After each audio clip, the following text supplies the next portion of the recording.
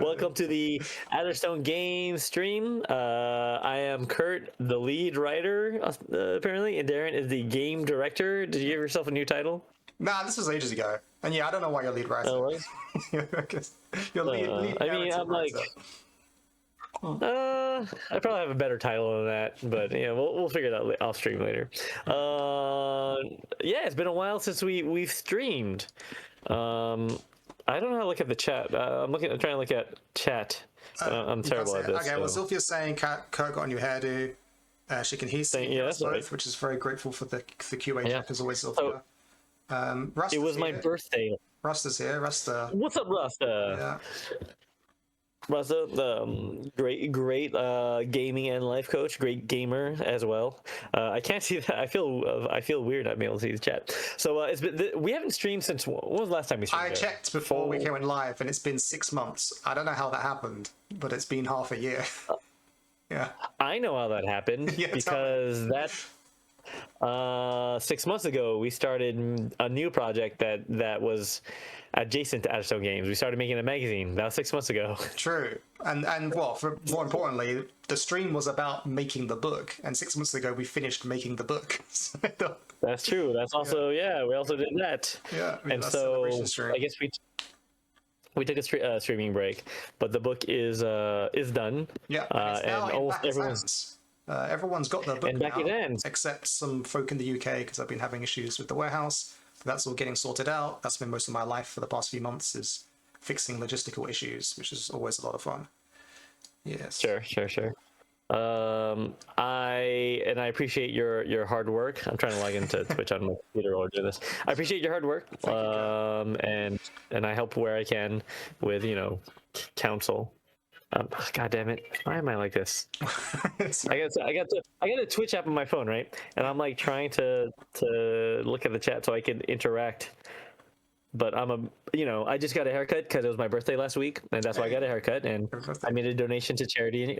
Making a donation to charity. I got to finish that up. But because it was my birthday, I'm officially even more boomer than I was before. There we go. Here we go. Now we're in the chat room. Ooh, we're in there. Okay, so now if you guys chat, I can see it. Cool. And then we started making a magazine 6 months ago, and today, thank you, Zilphia. Yeah, I feel old, so it makes sense. And we had a little good birthday party, played music and all that stuff. And now we're back in the chat because today we're gonna play and talk about games. Ross says so. Yeah, Rasta was at my party because they're in my neck of the world. And thank you for wishing me happy birthday. And thank you for being there as well and playing some games. We played Codenames. That was a fun game. And did a bunch of anime karaoke. So that was good. Yeah. So. Darren, the project I mentioned, do we want to, well, before I move on to talking about the magazine, is there anything else you want to bring up, or do you want to jump straight into it? No, I guess I'm due to write an update for the Kickstarter for Face Seeker's Guide to Avallen, even though it's done now, it's with backers, but I guess I can share that all the fulfillment is now taken care of. I've taken down the pre-order store now. You can no longer order physical copies of it. Through BackerKit. Too late. Yeah, only digital. Did you mention that 15% of the books have a fairy curse on them? I have not mentioned that. We're not supposed to talk about that stream. No, yeah, we do about this. I guess we talked about that on our other stream on Only Fairies. Yeah. Which is the books will be going into retail in August. Is the plan release date? So backers have indeed got it well ahead of schedule compared to everybody else. So if you've got your book now, you can be happy to have it before everyone. And you've seen our books in the wild before, right? Like you've been to stores and you've seen them in the wild. And people send me photos as well when they see our books in stores. I once got a photo from Australia, which was amazing because we don't distribute to Australia. So I don't know how it got there. But oh, that's pretty cool. Yeah. That's some fame magic right there. That's some tricksy stuff. I mean, I feel bad. I mean, I would be blown away if I saw one of her books here in Japan. that should blow my mind. But we'll see if we can make that happen at some point. Cool. Yeah. So everything's based with Phil. So now we're on to the next projects, which we'll be talking about in the future. Maybe not today, because today we'll be playing games. Yeah, I want to After play we more talk. games on the stream. And I'm kind of saying this out loud now to kind of push us to do it. But we should just play more games, right? We should play role-playing games. Do you know what my dream is? My dream Tell me your dream, Darren. is I've Tell me spoken your about this dream. before a few times, but I sometimes watch Age of Empires 2 content, and the biggest and Yes. greatest streamer on there has a game format called community games, where they invite people from chat to play games on stream. Okay. And I think we should do something like that as well, where we should just run role-playing games and invite people from chat to join us on Discord and just play with us. And each week it'll just be a raffle who is in chat to join and join in and play. That's my dream. I'm figuring out how to make that happen. Yeah, that's fun. And the next few weeks will be us kind of stepping on that road to start doing a game content. Yeah. There's a fun Grant Howlett game. I think it's Grant Howlett. Yeah. That could actually work well for chat. I don't know if anyone's done it. Is it everyone? Do you know Everyone is John? Yes. Yes. Yes. So do you remember how that game kind of works? Yes. Yeah, so that could be a fun one where you, if you modify the rules so that anyone in chat, like, you kind of randomize a little bit, and like the chat can control the actions, while one of us game masters. That could be a lot of fun too. So yeah, I like that idea. I think that'd be fun. Yeah, but I just want people to join on Discord, be on voice, and we can play different games. And I would obviously like to play more of Avallen as well. Like, we should just play our own game. Sure. Believe it or not, we can play our own game. Oh god, it's such a weird concept, but yeah, I'm down. Yeah. No, it's like yeah. So it's one of those funny things where, we finish writing, everyone's getting face seekers in their hand, and I actually started work on a new. Anyway, we started, so behind the scenes, we're not going to announce it right now, but we started work on a new project related in the Avallen universe. Yeah. We hope.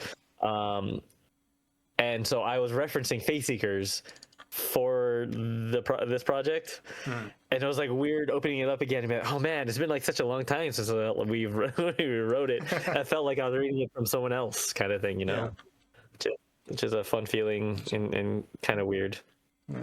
So I mean, you're right. Like it's this weird thing where we just released this book. It's now in people's hands, like you said, and it's almost like I feel done with it because we spent 2 years plus working on it.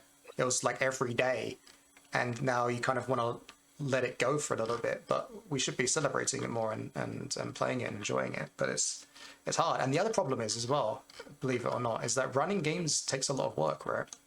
And sure, yeah, even if it's doing, I mean, you could always do the improv theater style and just make stuff on the spot. Well, it depends on your style. Yeah, exactly. That would be a good segue to today, but we want to talk about our magazine first. So For sure, exactly. Yeah, I do like that style. But sure, let's talk about the magazine. So what magazine have we been working on for the last 6 months, Darren? So it came about randomly, but long-time viewers of the show will know that Kurt and I are big trading card game fans, and in fact we met by playing Magic the Gathering together. And our first design project together was a custom-made Magic the Gathering set for a Pathfinder campaign that I'd been playing and running. Based on a Pathfinder campaign. Yes, yeah. Yeah. And we just the way you go on, go. Well, correct me. So the way I remember it originally going down is you had your Pathfinder campaign, and then for fun you made some RPG cards, some Magic cards based on RPG, and then one of your players, who was a friend of ours, got so stoked that he posted it on Reddit. And it got a really positive reception on Reddit. Yes. And that inspired you to make like a full set. Yes, and this is before Magic the Gathering had made their own D&D set and all that stuff, This was 10 years ago or something. Yeah. And in fact, some of the characters from that campaign made it into Avallen. So, for example, Enna was Jasmine's Pathfinder character. And she was a princess of an elven land and ended up becoming a Breton in Avallen. And there's a few other characters like that in the original rulebook. Yeah. And I was not a player in this campaign. No.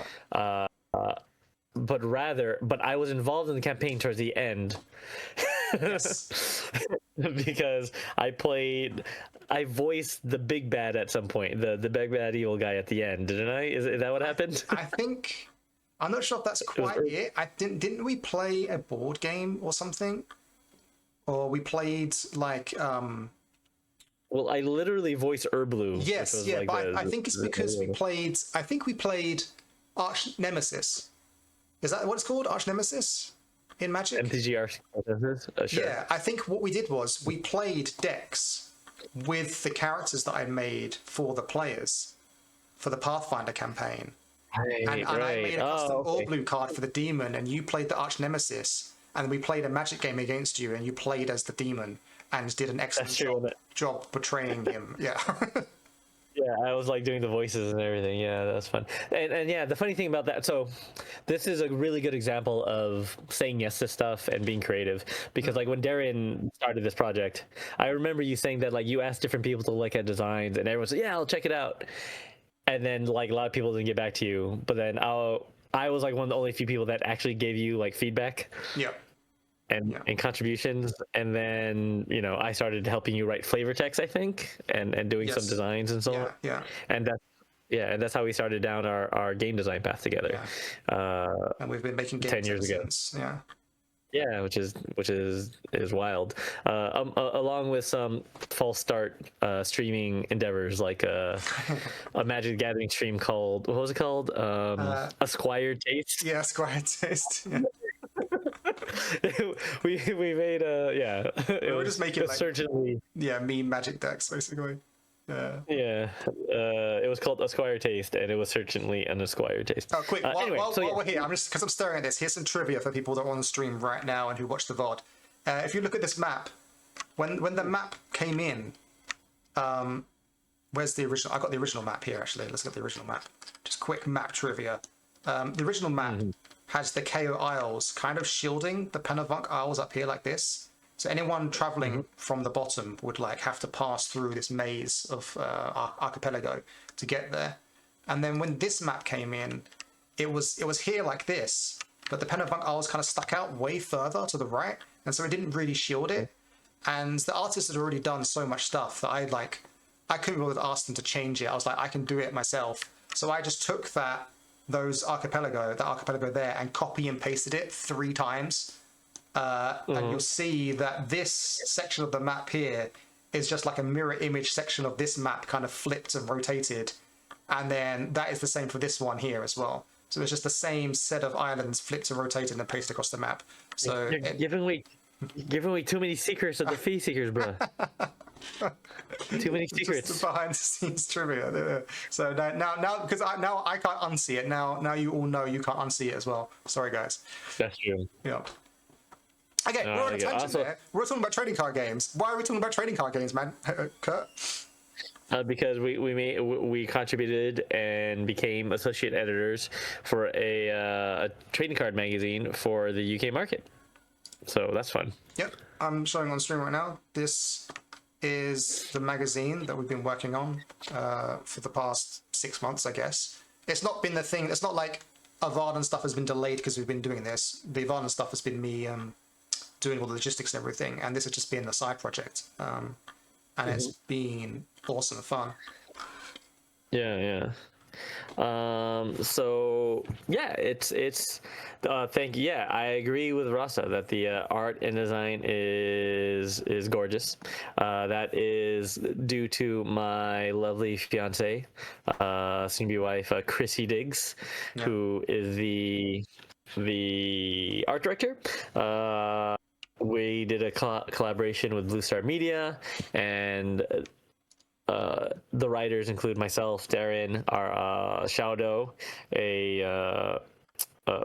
the host of the Bandai cards game. Was it last year, December 2020? Was it 2025? Yeah, in December. And we also contracted some really fantastic writers, including Monkey Fight Justin from Monkey Fight TCG, who does a lot of content about Yu-Gi-Oh! And One Piece. An interview with Andrew Brown, Veronica Taylor, the original voice of Ash. Yeah. And wait, slow down there. That's the original voice actor of Ash Ketchum from Pokemon. Yeah, we got into yeah, that's right. Pokemon cards. Yeah.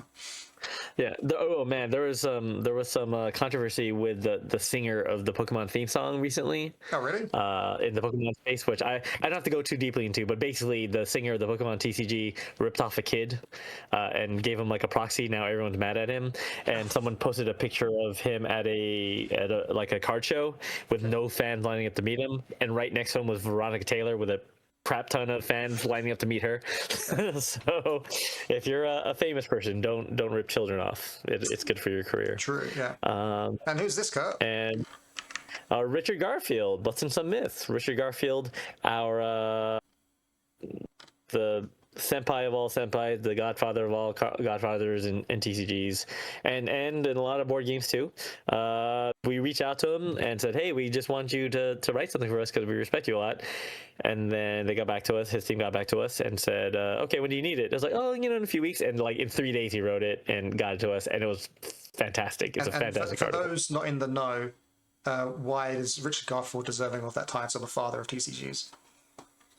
Because he invented Magic the Gathering as a pastime he invented it as a pastime to be played between role-playing games, as directed by Peter Atkinson, at the time the president of Wizards of the Coast, while it was still a RPG and board game company. And the board game he wanted to make was too expensive, and so they were like, can you make something that could be played between RPG sessions at a convention? And that's how he invented Magic the Gathering, and the rest is insane gaming history, because he literally changed just changed the entire course of gaming history single-handedly, which is honestly insane. It's kind of crazy, isn't it, really, that Wizards of the Coast somehow, like, well, I guess it wasn't Wizards at the time, but that company was in charge of Dungeons and Dragons, which was the first of its kind of game. Like, it invented a new type of game, right? It wasn't like we had board games, we've had like sports games, and then say that again.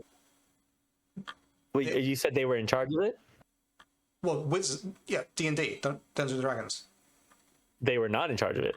No, later. TSR. Yeah, I know. I said that. Yeah, sure. Yeah.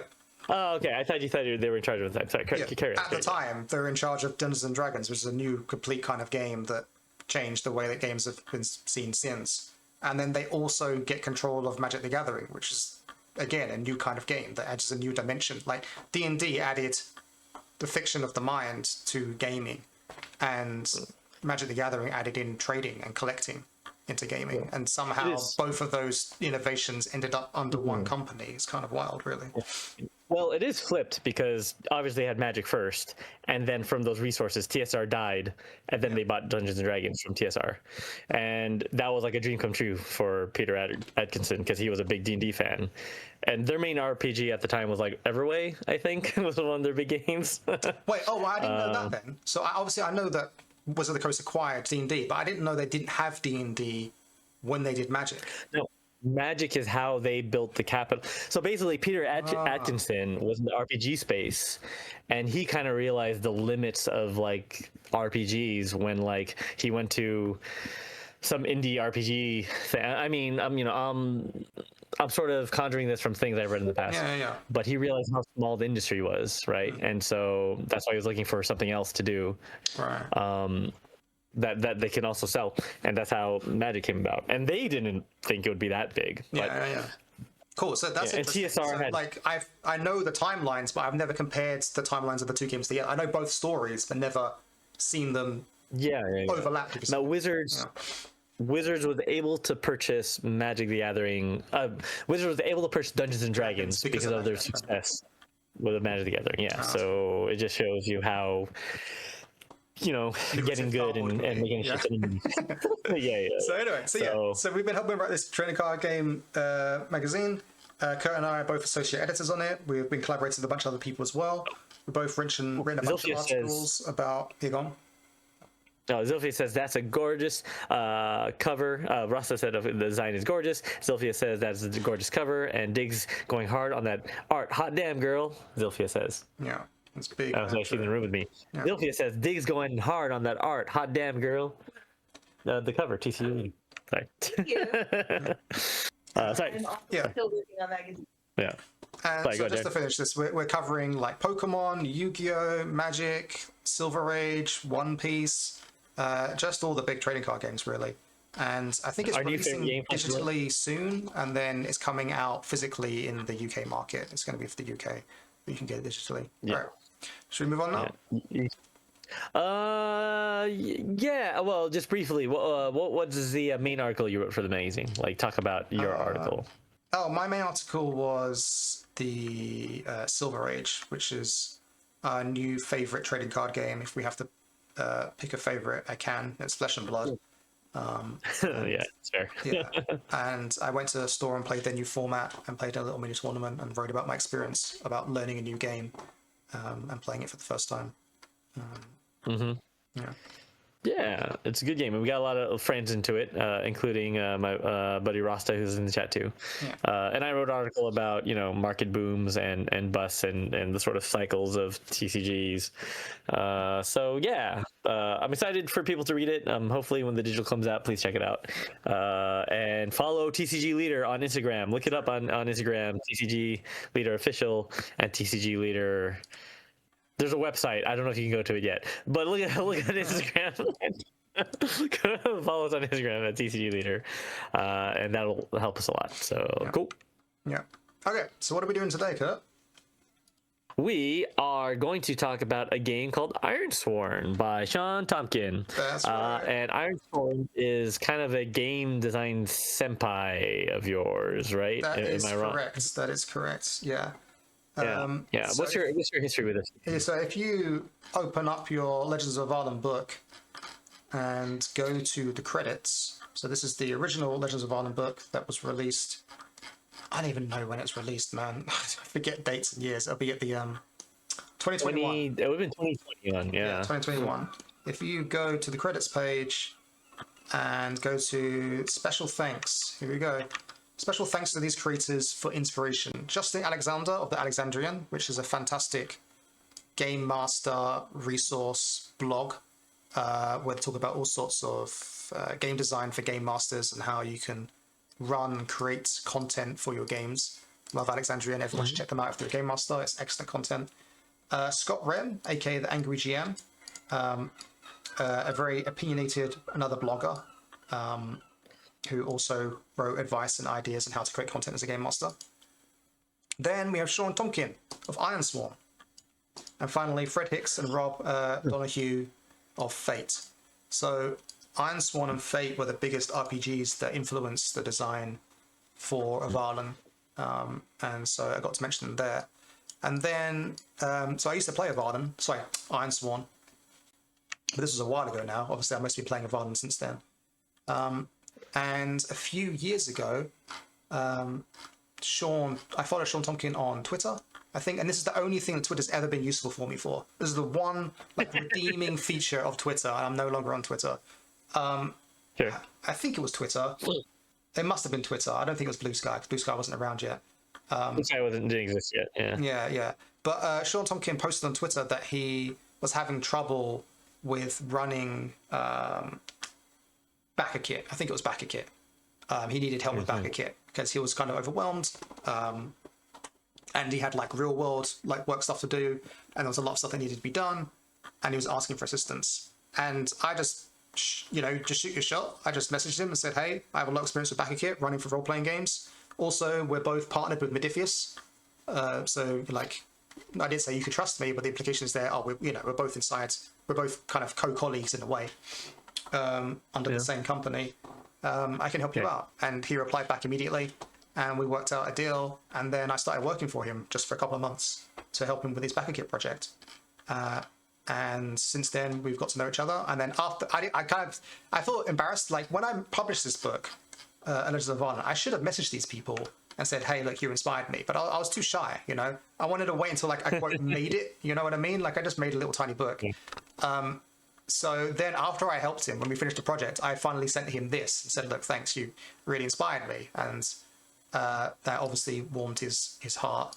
And we've been friends ever since, always talking about game design and things in the industry and helping each other out with stuff like designing the covers of books when it comes to barcodes, technical things like that, and other stuff. So maybe we could talk quickly about the things that, well, should we talk about Ironsworn a little bit, and then we could talk about what Ironsworn inspired me in Avallen, and then we could talk about the new stuff. What do you think? Does that make sense? Yeah, maybe give a rundown of Ironsworn and how it's different from other things people might have seen. Yeah. Like in space, and why, and then go into why it inspired you. Yeah. So this is Ironsworn. Actually, Kurt, I tell you what. I'm going to use you as a barometer. What do you know? Because you've never played Ironsworn, right? I've never played Ironsworn. Yeah. So what do you know about Ironsworn through RPG cultural osmosis plus game design stuff and things we talked about before? What do you know about Ironsworn? And it's okay if it's nothing. The main no. The main thing I read, man, years ago. I read a bit of it, and I thought it was interesting because a lot of it seemed like it was gearing you up for a one-person narrative play as a strong option, and it had a lot of like tools to help you in that. And like questions that it poses to you to think about the world. And I think another thing that stood out to me is like it was like a world, but the way it sort of sussed out the world was really interesting to me too, because it like posed questions about the world, if I'm not mistaken, and described the technology of it and your place in it. But it wasn't like an encyclopedic, this is the world, here's all the facts about it. It was like very mood oriented, very vibes based. Yep. I guess, which they didn't say. Actually, in chat, folks in chat, please post what experience you have with Ironsworn, if you've just heard about it, or if you've played it, or if you played it a lot. Yeah. Or what you know about it. And I also became aware later because of your work. You helped Shawn with a sci-fi version of the game system, right? Not with design, just with the fulfillment. No, with the fulfillment, yeah. Which is also Rasta hasn't heard of it. Cool. So good. Wow. That means that you'll be able to learn about it. Okay, so that's just wild to me. It blows my mind that there are people in the world that have heard of Legends of Avallen but haven't heard of Ironsworn, because Ironsworn's just like a bigger game. You know what I mean? And it's a game that I look up to. So it's nice and humbling to know that for other people we're the game. You know. Sure, yeah. Cool. And someday someone will credit you in their book, and they're gonna blow us out of the water. They're gonna have like 30,000 backers. Yeah. They're gonna make a video game based on Celtic mythology, and we were their main source of inspiration, and it's just gonna wreck us. But yeah. So sorry. So now you know that we have a bunch of people who don't know anything about it, but they're keen to learn. So tell us how you got into Ironsworn. What was your Ironsworn? So Ironsworn, there are two things to note that I think about Ironsworn that, or three things I guess, that made it have quite a large impact. Actually, let's go with four things. The first thing was that Shawn released it for free. There's this whole 272-page rulebook. He released for free. Anyone could download it. Anyone could play it. Now, admittedly, there are obviously some things that he did to help release it for free, in that a lot of the art, I believe, was stock art, or stock art that was somewhat manipulated. Like, obviously, he didn't go out and hire actors and actresses to dress up in these clothes and take photos of them. I think obviously, so that if you're making something for free, then a good way to get around the great expense that is hiring artists is to use stock art. I believe that's what he did. And the other part is that he did the layout himself, and all these like diagrams that help you understand how the game works. And one thing I was always jealous of was the layout for this book. It's just not easy, it's pleasing to look at. The layout is simple. It's not the same as most RPGs. It doesn't use the 2-column kind of format. It's laid out quite well. So the first two things is, one, it was free. Two is the layout is good. It's good to look at, even though it uses stock art and things like that. It's evocative despite being free. And I later learned the reason why the layout is so good is because he's a bloody web designer, isn't he? Oh, well, that makes sense. Yeah. So, I can also say, so this is 2021, so this is pre-AI, generative AI. Oh, no, this book came out in 2018. Oh, 2018, okay. But yes. But all that to say is, you don't need generative AI, man. Exactly, There's so much stuff you can use. Like, you can make a great book with a great following and not have to rely on that stuff. And anyway, so there you go. So yeah, first point, it was free. Second point, it looks great. But that's like all superficial stuff. Why is the game good? Well, the game's good because you can play it solo. It is a game where you can play it solo, and I don't have the stats for it, but I'm pretty sure the majority of the player base play this game solo. It's kind of like one of the most popular solo role-playing games. And that became a big feature during the pandemic. And I think I've spoken to Shawn before, and he mentioned that, yeah, he had a big uptick in players during the pandemic, when everyone was alone in their houses and you could play Ironsworn solo. Ironsworn, you can play co-op, which is what me and Kurt were doing, and you can play with a game master as well.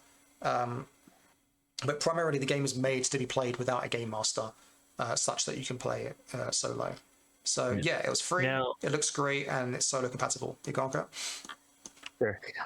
And solo play, at least in our recent conversations over the last few years, is something that you've been extremely keen on exploring as a design tool, right?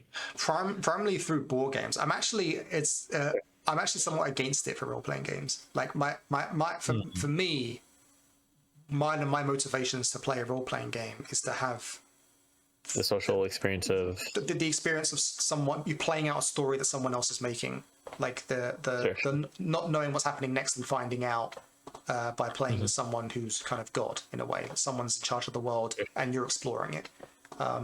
Right. Well, obviously you can't do that in the GMless game, and that's why this kind of game is different to Avallen, because you're making up what's happening while you're doing it.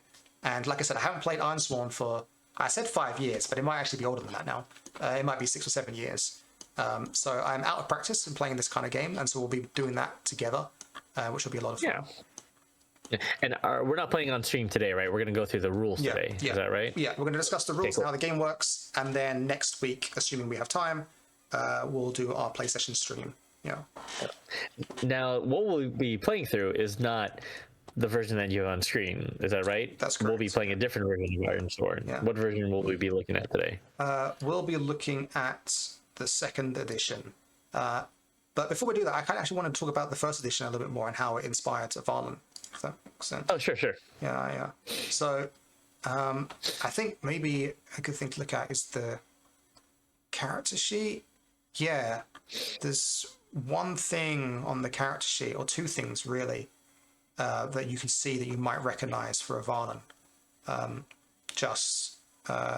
Funny enough, the word edge is there, but it means a different thing. That isn't part of it. But the idea of supply, like having supply as just like a numbered resource that is used for stuff. I got the ideas directly from Ironsworn. And also, I think just having conditions being a named thing. In Avallen, they have an effect. But in Ironsworn, it's just like, oh, you're wounded, you're unprepared, you're shaken, you're encumbered. That should be like a thing that exists. I think I got that idea from Ironsworn as well. But a key part of it is the gameplay. Now, admittedly, part of that heritage also comes from... so in Ironsworn, they also have acknowledgements of who inspired them. And we both share fate. So Ironsworn was also inspired by fate. And really, that's where we get it from. Is in Avallen, when you gain an advantage for something in the world that helps you, that's fate's DNA in Avallen, and they have the same thing in Ironsworn as well. Yeah. Do you know these other games? I know a few of them loosely. Yes. Like Mythic, I think, is a solo RPG game.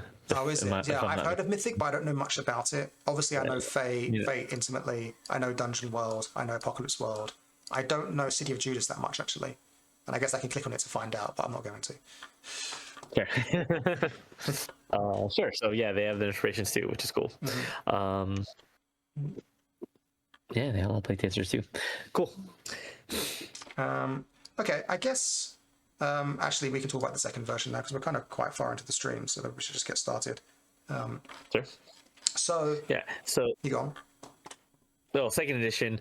This isn't actually out, right? This is a playtest version. Is that what we have? So this is a playtest version for Ironsworn second edition that Shawn released just a few weeks ago.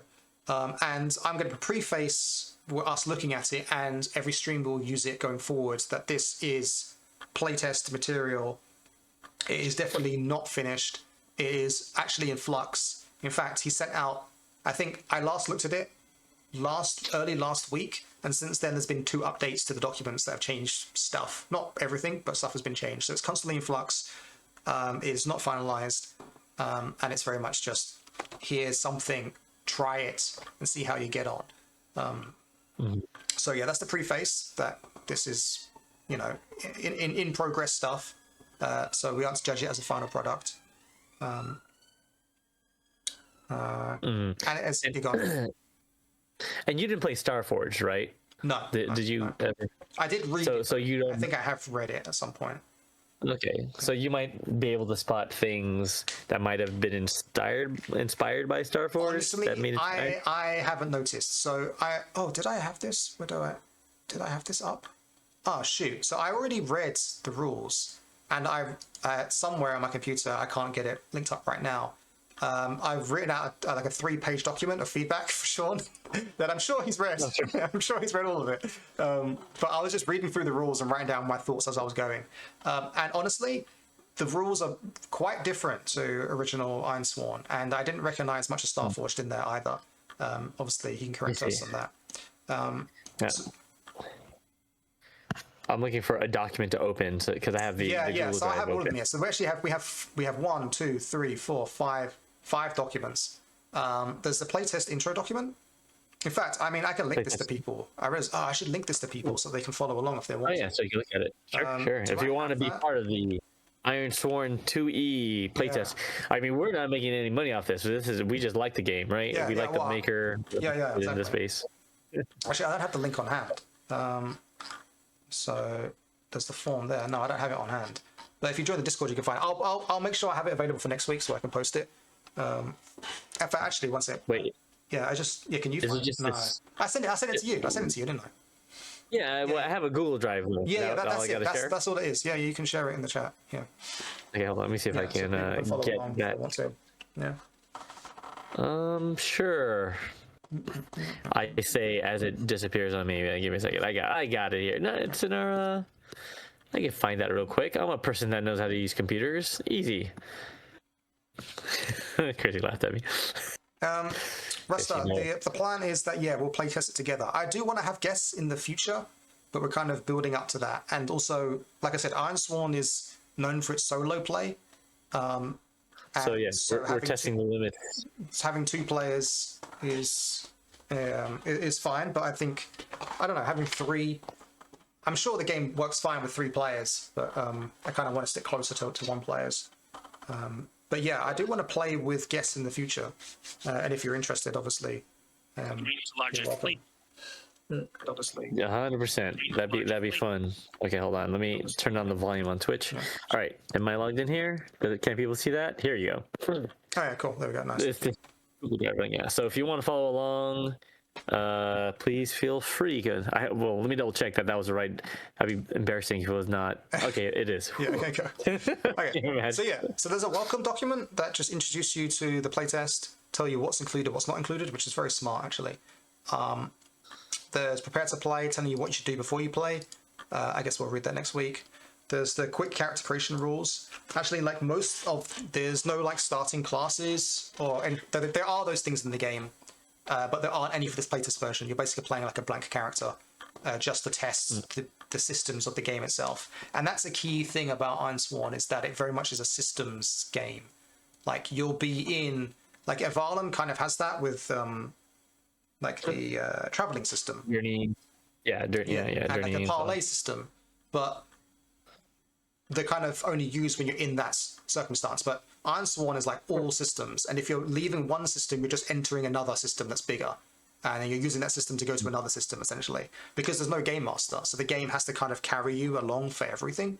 So there has to be something there for you to work with, no matter what it is that you're doing. So yeah, there's character creation rules. Getting started, telling us the kind of scenario that he wants us to playtest, and finding some tips and how to share feedback. So that's that. And then we have a core reference document. This is actually the rules of the game. and maybe this is what we'll look at today. Then there's the action codex. This is a few of those systems. Well, there's systems here, and then there's systems here. There's systems within systems. This is like a macro system. This is like, okay, you're going on a journey. This is what you want to do while you're on a journey. And then there is a fight system as well. If you're in a fight, this is what you're doing while you're in a fight, right? Then there's the encounter codex. This is going to be where, encounters are found. And at the moment, we just have one faction, the Undying. So presumably, if we get in a fight, which we'll probably want to do to test the fighting, we're going to be fighting some Undying creatures. That's pretty savage to be like, here, you're gonna fight against things that don't die. Here's your first encounter. Yeah. Also, I want to complain about Adobe, and maybe I need to move away from it, because this is kind of messed up. Like, when I log into Adobe to look at PDFs, right? These are PDFs that are on my computer. Yeah. It comes up with all this AI crap, right? It's just like, do you want this AI document? Do you want this document analyzed by AI and summarized for you? I'm like, no, go away. And before stream, I was like, can I get rid of that? So I went, you can get rid of it. If you go to preferences, there's a section here, generative AI, and you can turn it off. Great. Thank you for letting me turn it off. However, I've just moved my mouse cursor over this picture, and it says a skeleton is standing in front of a group of people. Description generated by AI. So what the hell is going on here? So that means, so now I feel bad. Like, does this PDF document been like fucking analyzed by Adobe and processed by the AI crap? Like, I don't want to subject Shawn to that, but look, a man with a bow and arrow standing on a rock. He's not even hot. Oh, I guess he's got a quiver there, but he's got a freaking telescope. It's ridiculous. That's pretty ridiculous. And you don't, because then you don't know what you're feeding to their AI either, right? Like, because if it's analyzing it, then that's so. I heard Chrissy, actually. I could hear her on stream. Yeah, you did. Yeah. Oh yeah, we did switch. And affinity gang for life. We hope anyway. But can Affinity does Affinity have like a PDF viewer? I just need to find a decent PDF viewer, basically. I mean, I'm just well, I don't know if this company's any better, but I'm just using Google Chrome. I'm just looking at it. I use Edge sometimes. Some of it, that's what I'll do. Okay. Anyway. There's PDF expert. Anyway, sorry. Go ahead. That's fine. So anyway, encounter system, Undying, and this might actually give you. Let's have a look at this now. Actually, this is maybe interesting, exciting. First of all, they have artwork, not stock art anymore. So Shawn's working with an artist because he's made some money through Ironsworn, and it's become quite a big game. So there's budget now for art, which is fantastic. And the art is great, very evocative. And I've been told as well, this is just concept art. It's not even finished. And everyone I've seen in the Discord has been saying, "Why the art's not finished? It's already so good." And I agree. This is the kind of style that I like, as you know from Avallen. It's just great stuff. So what's the which document are you in right now? Are you in the Encounter Codex? Encounter Codex, correct. Okay. Do you want to read the Encounter Codex with me, Kurt? Because it might give you some insight as to how the game's working before we even look at the game. Undying, among the realms of the Sorrow Sea, the dead do not always rest. Some of these cursed beings are benevolent or seek absolution. Others are hallowed and corrupted, driven by hate and a hunger for the warmth of life that is forever lost to them. Cue thriller laugh. Undying disposition. If an encounter with an undying being is triggered by positive circumstances, such as when you find an opportunity or make a discovery, the situation begins on favorable terms. If it is a negative circumstance, such as when you encounter a peril or trigger a crisis, the being is initially antagonistic or malevolent. If unsure, check the adjacent table for their starting disposition. And then there's a table for benevolent, from benevolent to murderous, on a 1 to 100 scale. Should I continue? Yeah, keep going. I guess we could talk about that for now. So what do you think is going on here? What's with the find an opportunity, make a discovery? It seems like when you're running your adventure, I guess there's different levels of potentially somehow randomized, like you're given these different criteria, either the opportunity or positive and the circumstances, right? This is how you educate the action of going into different encounters. Yeah. That's what I gather. So But I don't know if it's done through dice or cards or yeah, exactly. So tables. yeah, this is a dice rolling game, and essentially when you're in one of these systems, there'll be random outcomes, and some of those outcomes might be find an opportunity or make a discovery, right? If they're positive, or some of the outcomes might be encounter a peril or trigger a crisis, and then I believe it's kind of up to you to decide what those opportunities are or what the discovery is. So you could choose to encounter the Undying in a way. But again, you have to separate yourself from your character, right? Because you're also the game master in the way. So even though you're choosing, your character has no idea what's happening, right? And so you have to role play as them and embody them. But of course, there are also tables that you can use to find out what happens as well. Like the table might be, oh, you find an encounter, whereas it could be something else instead. And you can, instead of deciding, you can also randomly determine what's going on as well. Yeah. Would you say that would it be an incorrect assessment to say it's like gamified creative journaling? A lot In a way. of people treat it like that. Yeah, like if you go onto the Ironsworn Reddit, you'll see loads and loads of posts of people writing up their own play sessions. Sure, and As then like a it becomes journal like entry of like day 1, day 3 in the Ironlands, that kind of thing. Yeah. and are there people that do that and they get their own audiences of people like, yeah, this journal's really good? I would suppose so, but I'm not that deep into it, so I don't know for sure. And in fact, one thing I will note that we haven't got there yet, but one of the systems, Shawn's added in like larger macro systems that kind of encourage that play even more, where you can change the impact of the world. You can make settlements into larger settlements, or you can create roads between, you can link settlements together to make it easier to travel and things like that. So there's like more lasting impact in the world. And in fact, I think the playtest name for Ironsworn 2e is Ironsworn Legacies. And the idea is that you're making an impact, kind of like a legacy game. A legacy board game. Sure. Yeah. Yeah, if you're not familiar with the Legacy board game, one that I like to point to is like Risk Legacy, where when you play Risk, I think that was the you original. change the. That was the first. That's original. I think that's the first legacy. Okay, well then. Yeah.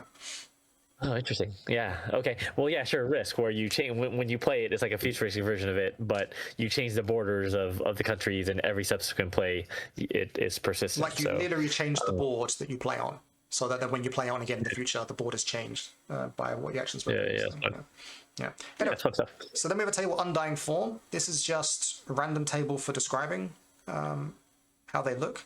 And I suppose that might impact play somewhat, but it's not necessarily said that it does. That's just up to you to determine. And then the next page, we have Undying Cohort. What is this? Undead entities usually live a solitary existence. However, they sometimes gather to serve a greater purpose or power. If unsure, right, so this is telling you how many you're facing. Again, a random outcome. Undying Need. This is giving you the motivation, I suppose. Random motivation. Destroy the living, fulfill a vow, guard a location. And obviously this kind of stuff's important because that entirely changes how an encounter might go. And we do a similar thing in Fate Seekers, right? Where we talk about what all the different Fae and the creatures want, right? In our bestiary.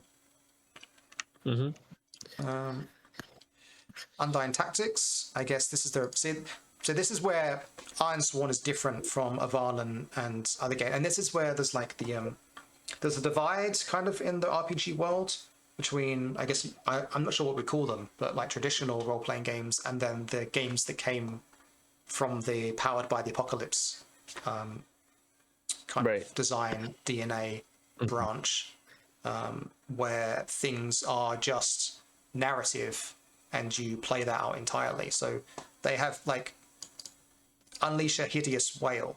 Like, what does that mean mechanically in the game? If you were like a D&D player, that's like something you would ask. Like, what does that do? Does it do 1d6 damage? Does it stun you? Like, you'd have to have rules for that. But in these kind of games, they don't have rules for that. You just, what happens, and it makes sense, and you adapt to it within what's happening. And Avallen kind of treads the line on both sides of that. I very much encourage things should make sense, and they should just do what they do, but we also have rules for stuff as well. So I kind of try to sit on the fence and get the best of both worlds. Yeah, this is entirely that. So you can have like 100 different abilities here. And that's it. That's everything we have for the Undying Cohort. So there's no stats here. There's no life. There's no damage. And that is all found in other sections of the book. So let's see, what else is there? There's resource cards.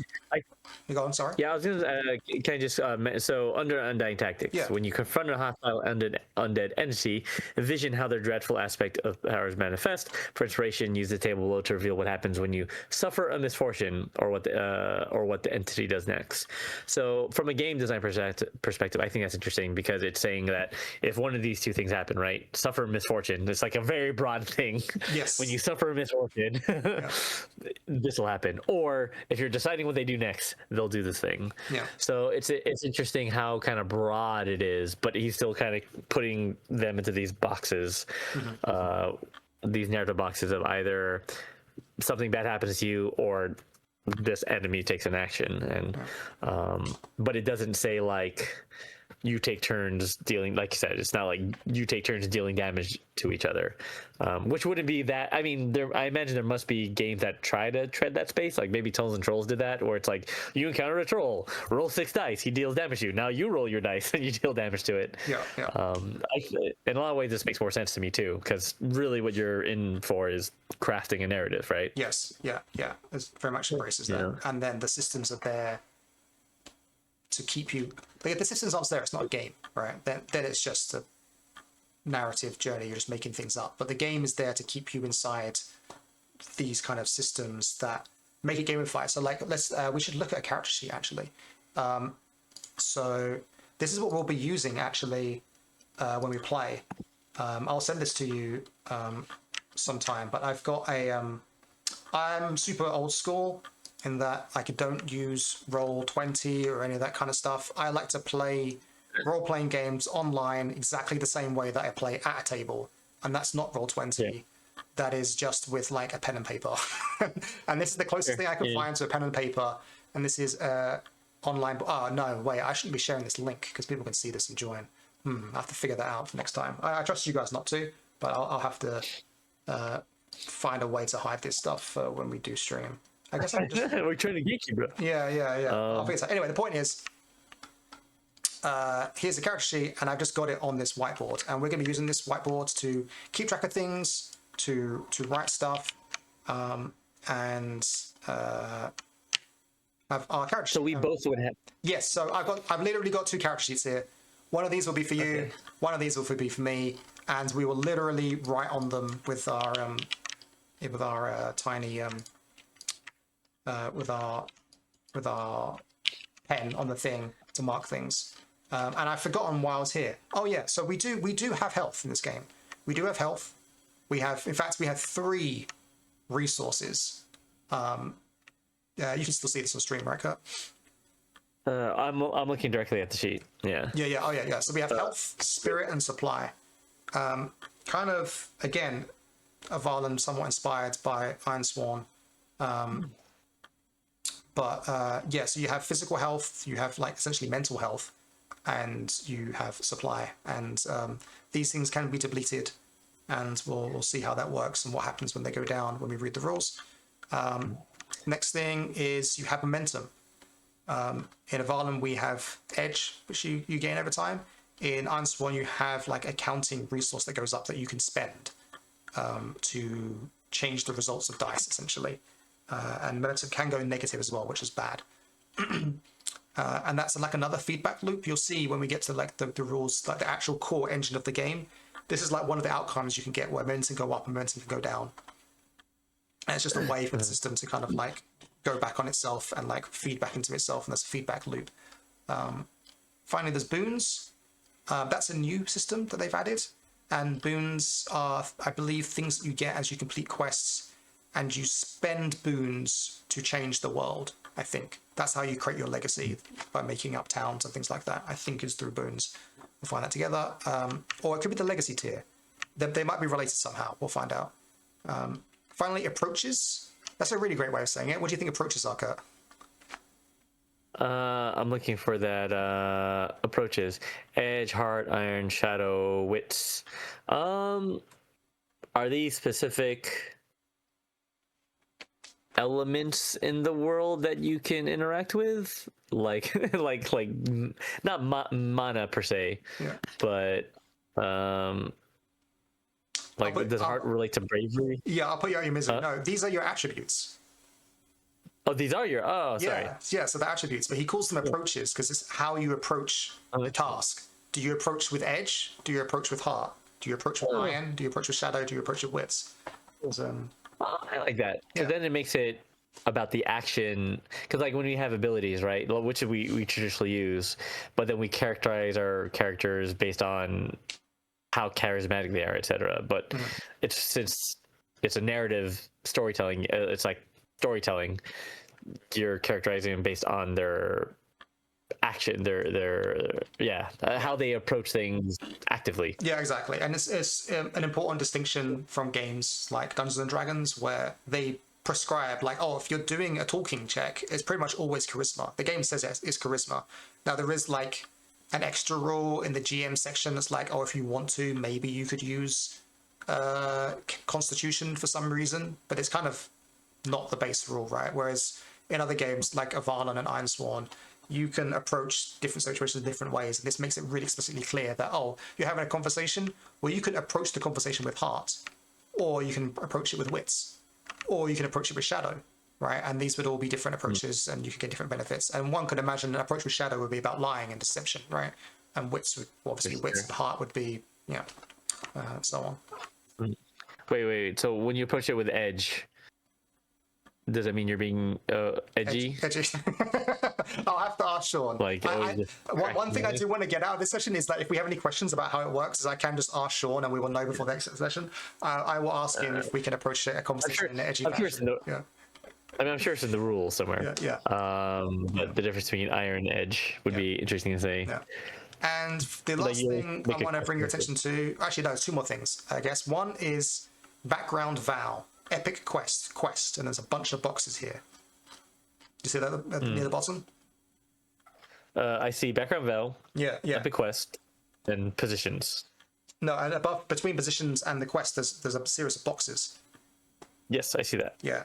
So one thing you'll see when we go through the rules is that when you play this game, there's a lot of boxes, and when you do a quest or a challenge, the way you set that up is by having boxes.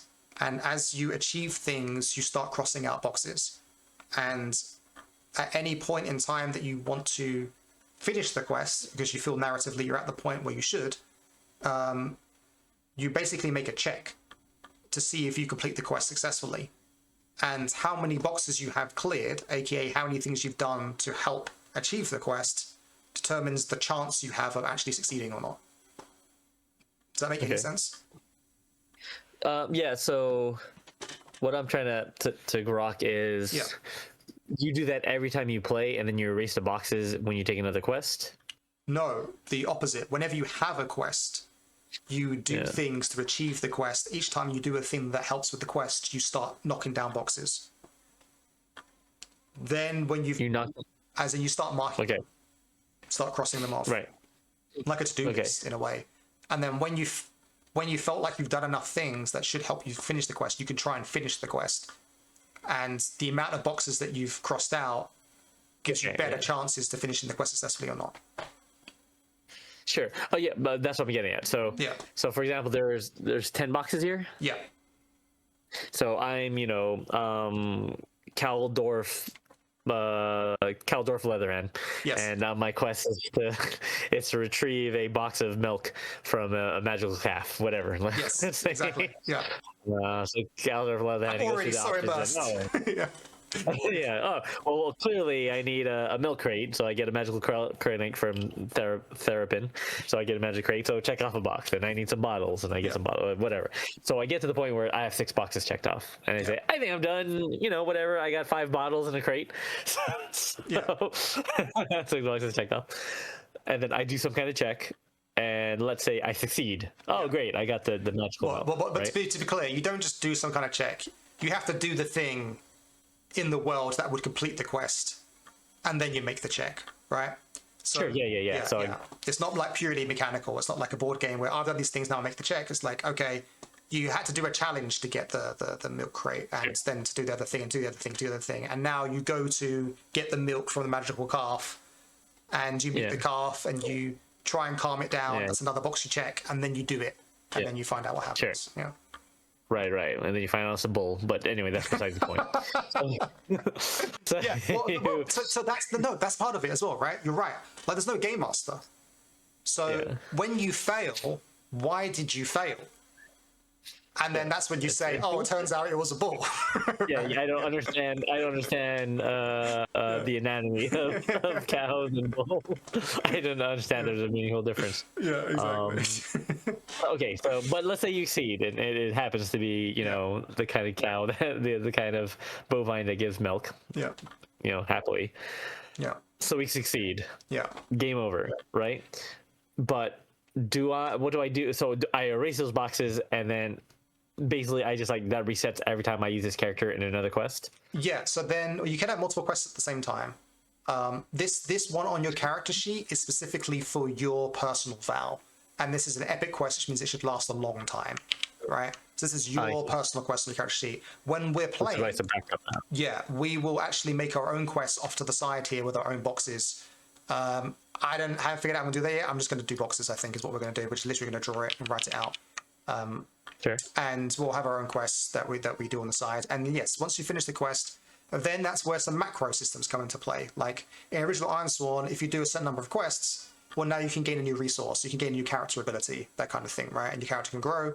Right. In this game, you gain more legacy, which you can use to upgrade settlements and do that kind of stuff. So the game's always changing, and then you pick a new quest to go on, or something else happens. And there's lots of random tables that can inspire you of what you should be doing next. Yeah. Cool. All right. Well, that sounds fun to me. And as you see, I'm primed to make a epic stories with my buddy. Yeah. To hope that hopefully don't frustrate you too much. Now, all the adventures you take too, it's not like you're making up your own world, right? Like it's still situated in. So this is an interesting discussion I've had with Shawn a few times. I don't want to like leak our DMs or whatever, but like the Ironsworn world is originally in the original book is very vague and very open, and I was kind of inspired by that for the original Legends of Avallen book. I kind of wanted you to make your own Avallen, and that was inspired by Shawn somewhere in here saying that you should make your own Ironlands, right? Wait, I should probably look at the contents, but people have been asking him questions like, well, what about this stuff? And I think he's going to make more lore for the second book. I don't know for sure. I said I think. He hasn't told me that. I think that's on his mind, perhaps. I don't want to put words in his mouth. But the idea really is that, no, this is kind of your world and you build it up yourself. He has some suggestions for like communities and different regions and environments and that kind of stuff. But fundamentally, it's your Ironlands. And yeah. Okay. Cool. Yeah. Yeah, I like that too, because it makes sense because it gives you like ownership, right? Mm-hmm. Yeah. Yeah. So yeah. Keen, all right. Should we look at some rules then, and we can actually see like how this game reads and how it works fundamentally. Sure. So I'm going to go to the core reference alpha. Core reference alpha, sure. How long is this rule book? It's 13 pages. 13 pages. Actually, did we want to look? Sure. I don't know, because I kind of liked the way that we're going out and then zooming in. Do we want to look at the journey mechanics first? Like we've just looked at like an encounter card, and then we could look at like a system, and then we could look at the rules. How do you feel? Yeah, I'm down for whatever. Yeah. What would that be in? Is that in the? It's in the action codex. And actually, let's look at fight, because we looked at an encounter, fight, creature, the Undying. Let's look at the fight action codex. That's on page 6. So this is on page 6. Yeah. Yeah, that's fun.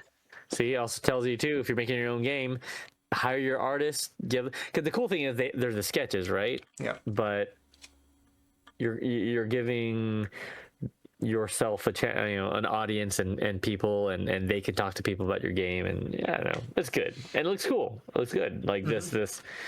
Like it's obviously a sketch, but I like where it's going, which is what you want for a game that you want to build. 100%, yeah. Okay, cool. Yeah, and also, any questions or any thoughts as well, please share. We are always going to tell you what people think. Because we're exploring this right alongside you. Yeah. So fight. All right, shall I read it, or do you want to do it in the cool British? Go for it. All right. When there are no other options, when the sword slips free of its sheath, when the arrow is knocked, when the shield is brought to bear, prepare to fight. Man, that's very sexually charged passage. Tell Shawn that. It feels, let him know that I said The that. fight is very sexually charged. Yeah. Yeah, when the arrow is knocked, oh man, I'm getting hot and bothered here, bro. Let's get in there. So these descriptive texts are actually part of the game, in that because the player is also the game master in the way, they have to be invited into a system. They have to kind of know what system to use and when, right? And this text is letting you know that, oh, this is the kind of circumstances where you might want to use fight. Now, it's evocative, but it's also doing some work here as well. Wait, Rasta said, meow, that's right. That's is that a reference to, yeah. Oh, that's also fine. Yeah. Essentially. Yeah, meow. That's right. That's right. So set up the fight, set the scope. Challenging fight. The default scope. We got a little typo. That's fine. Yeah. God, tell Shawn Tomkin, this is unreadable. This you'd made me trip over my words on an article on stream. I used to get really bothered about typos in our books, and then while I was reading the Silmarillion by the great J.R. Tolkien, I found a typo, and then I felt so much better. Oh, sure, yeah. That guy was an English doctor. Yeah. He was a doctor of English. So much better, man. I was like, oh, cool. It's just normal. It's fine. Even the greats. Sure. Yeah. You should have burned it after. Challenging fight. The default scope for a fight. Take on a challenge to see what happens. And then minor fight. Take action to resolve the fight with a single roll. That's fun. So you're setting the scope. So when you're playing the game, you're saying to yourself, is this going to be a challenge or is it just me stabbing a kobold in the head? Yeah. Right? And also, to be clear there, it says if you're doing a fight and it's some kind of scope, take on a challenge to see what happens. So there's actually no fight mechanics, right? There's not like a fight system here. At least, well, check a second. It's actually sending to another system. They're saying use the take on a challenge system, which presumably you use for other things as well, like journeying, right? Got it. And then when you can name the challenge objective, so you can either prevail, escape, complete a mission, or opposing the enemy. So you have these 4 different objectives. So prevail, the objective in a straightforward fight is to defeat your foes. That's pretty straightforward. Depending on circumstances and your intent, this might mean slaying them, incapacitating them, causing them to flee, or forcing them to surrender. That's pretty straightforward. Escaping, that seems obvious too. You try to get away at the start of a hostile encounter, and you take action to see what happens. Now it says take action to see what happens, and so that indicates that take action is its own category of type of action. Right? Yeah. And if you must fight your way out, set escape as an objective in a fight challenge. So you're fighting, but if you succeed, you just run away. Yeah, I believe so. Yeah, it is interesting. And that's a good way to. Yeah, but it's like, why does it say take action here but not take action in prevail? If you try to get ways down. But let's not worry about these things. Let's not quibble over it. I mean, I don't know. Maybe that's a good piece of feedback. Depends on circumstances. It might mean slaying them. Well, anyway. When we get to part 3, then we can decide how we feel about it. Complete a mission. Fights often involve an objective other than inflicting and avoiding violence, particularly if motivated by a quest. For example, seizing a location, retrieving an object, defeating a specific foe amongst a group of enemies, capturing someone, or rescuing someone. And so now these are all different, right? So I'm trying to think, when I complete a mission, I guess that's different from just prevailing, if you want to keep it simple. Yeah. And then opposing enemies have their objectives in a fight. You can take on a challenge to oppose their goal. So it just sounds like the enemies are trying to complete a mission and you're just stopping them, basically. Yeah, but it also implies to me that take action and take on a challenge are different, right? Yes, they are different, yeah. Yeah, so that's interesting. And then you set the challenge rank. So a typical fight challenge is formidable, risky encounter against competent foes. That's a word we love, risky, making sure that there's risk involved. And then downer rank for minor enemies, well-positioned and repaired using an effective resource, and upper rank for powerful enemies caught unaware or ill-prepared or outnumbered. And fights often involve multiple challenges. For powerful enemies, groups of lesser enemies, and distinct mission goals. These can change through the course of a fight as circumstances force new strategies and desperate fallback plans.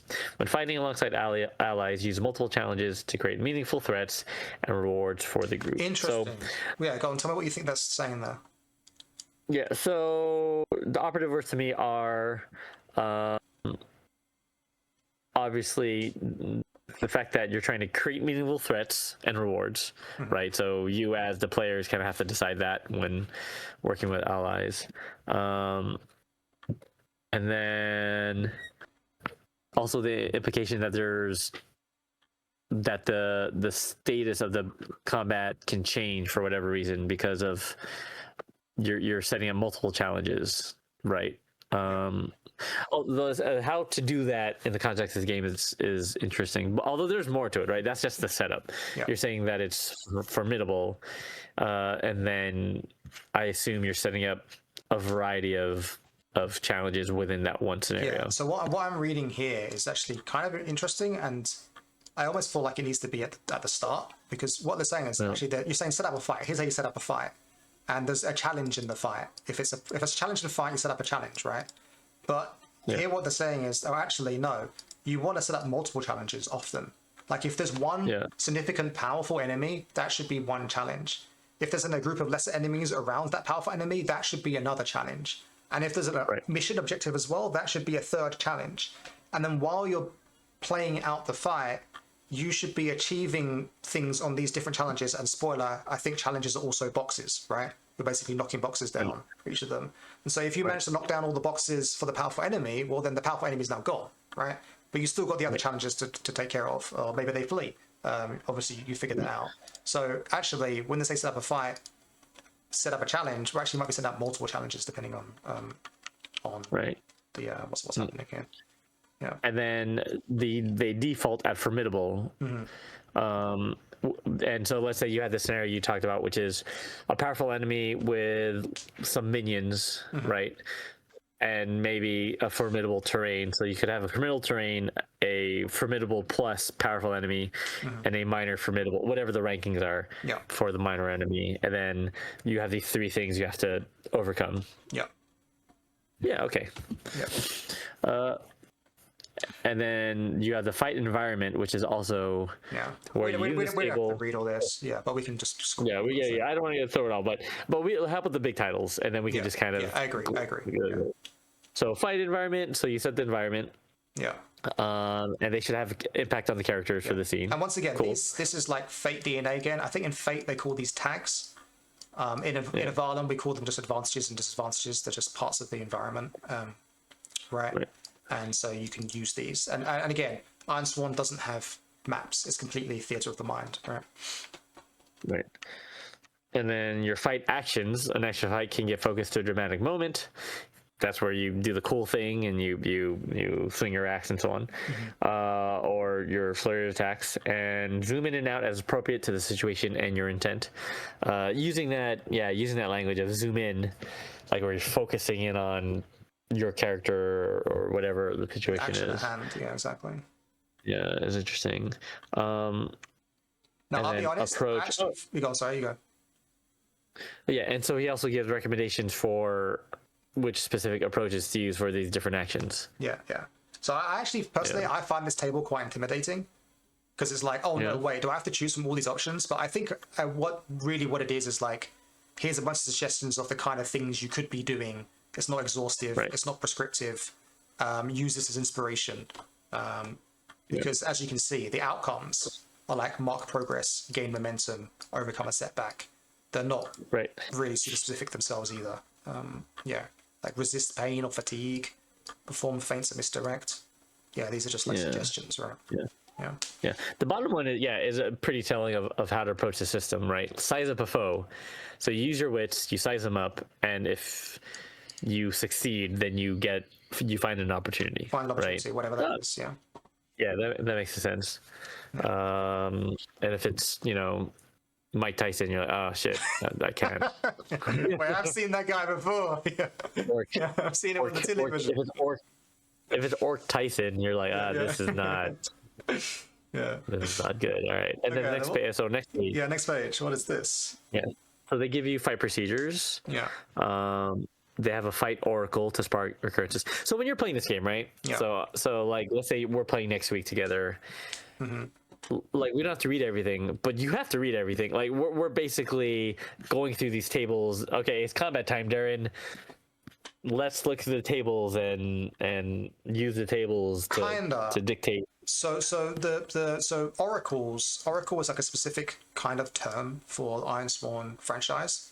The Oracle is a series of tables that you go to find out what happens next if you're personally not sure.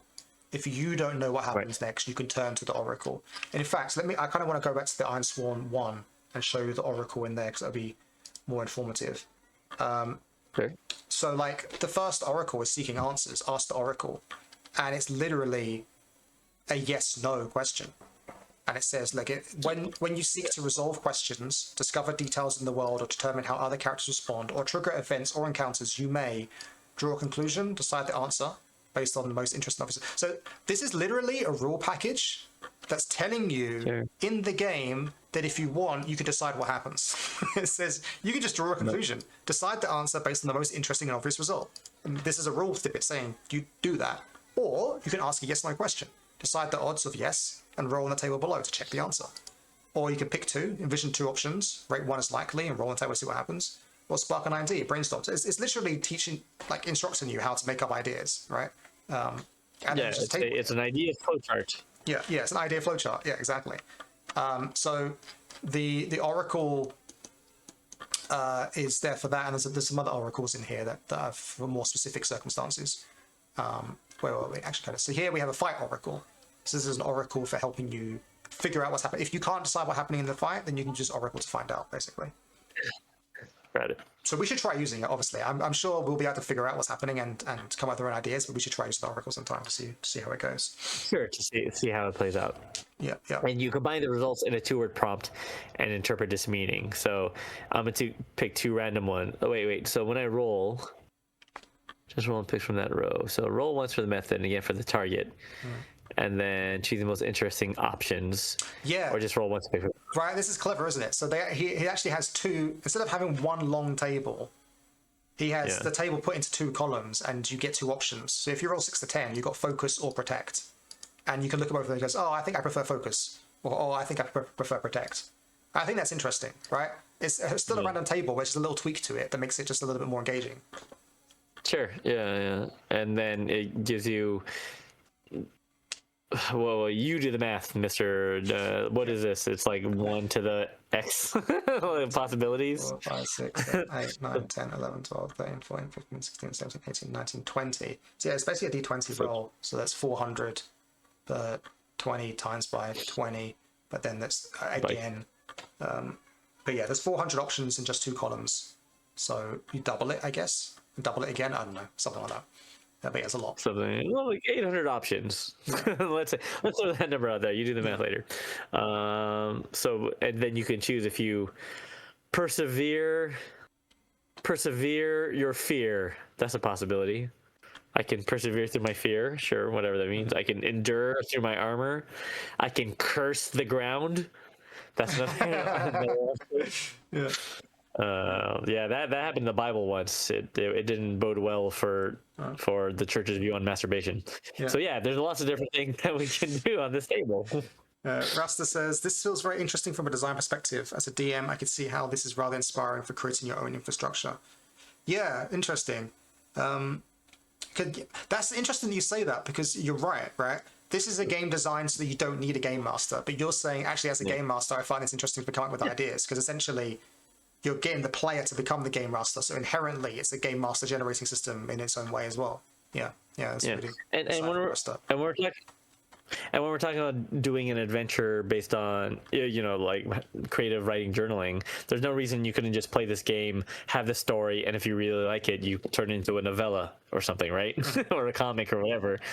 Just as people often do with role-play games. So it seems like fertile ground for just for making up stuff that are outside of the game too, which I think is pretty cool.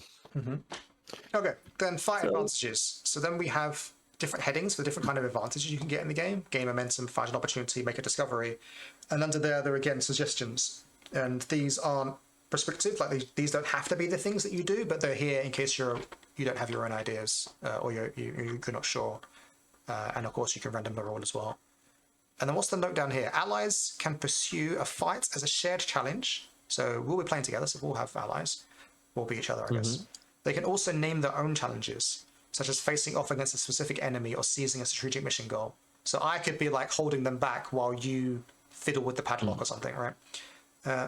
Right. In fact, you should use multiple challenges to properly threaten and reward a group of player characters. Okay, so he's saying here specifically, actually, for balance reasons, if there are 2 of us, which there will be, there probably should be multiple challenges so that we can... interesting. I would kind of want guidance on that, actually. Like, maybe if there's both of us against one enemy, how formidable should that enemy be? You know what I mean? Sure.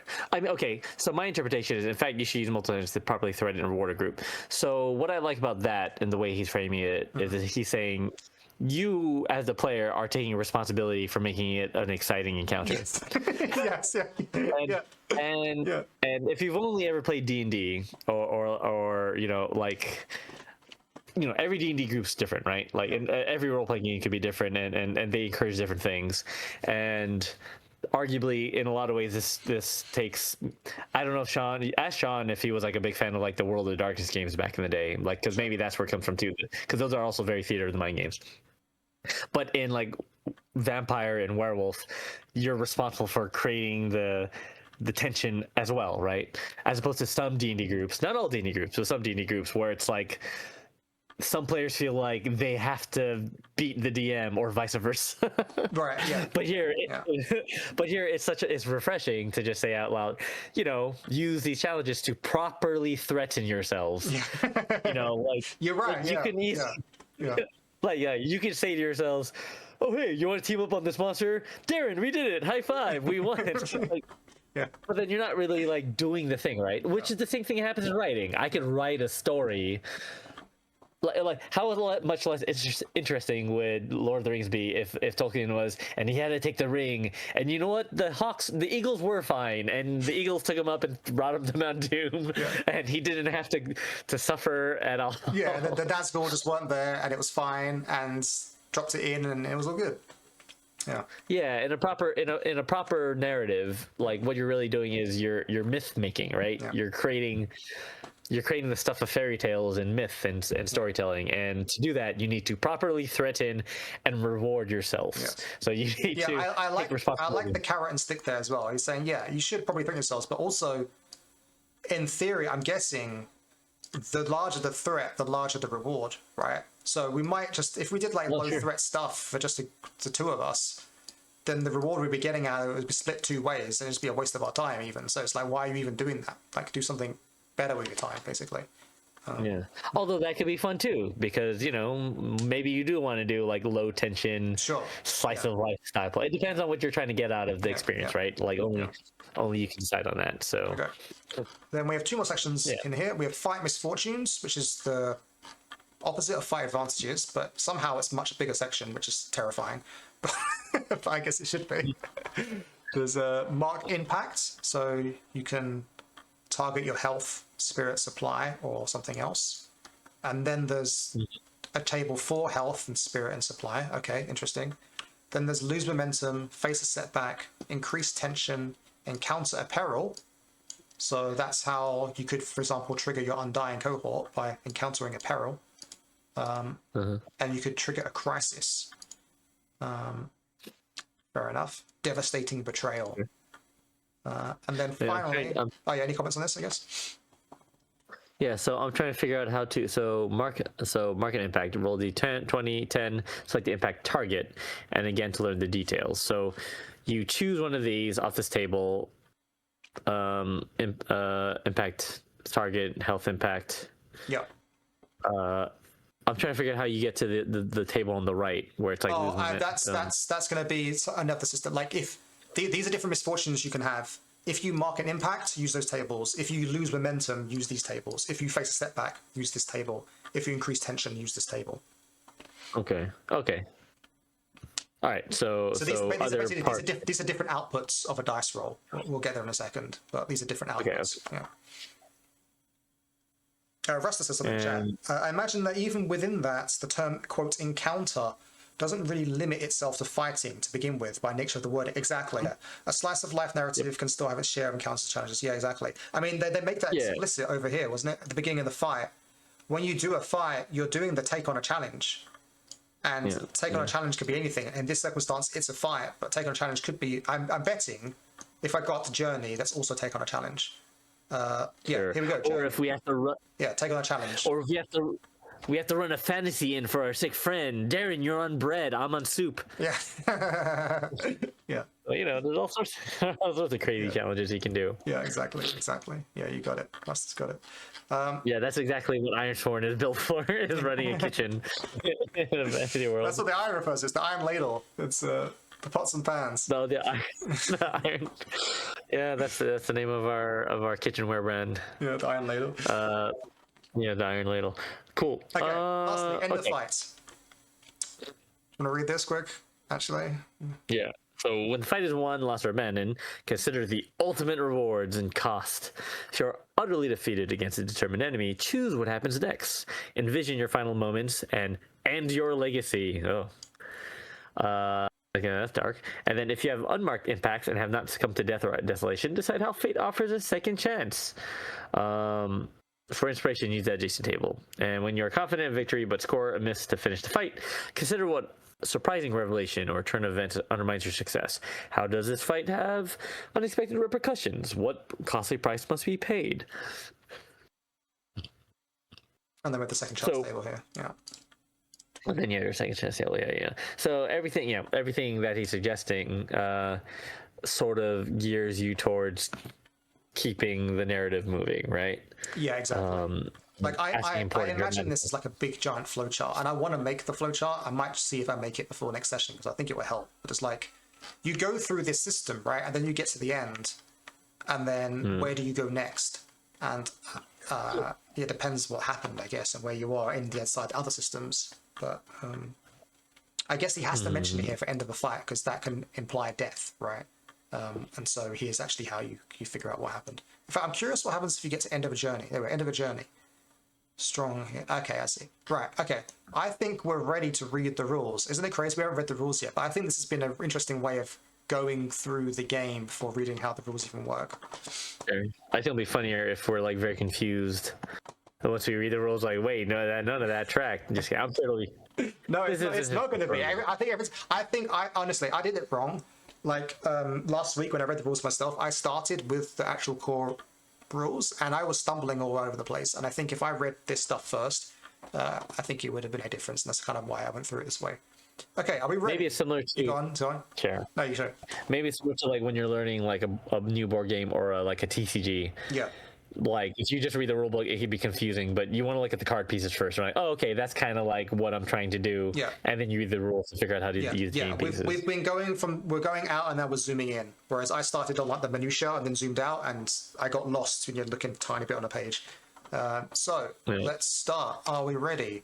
Core procedure or core reference, alpha version 1B, not for distribution. Last updated the 10th of June, so 7 days ago. Who knows? There might be an update today. You go.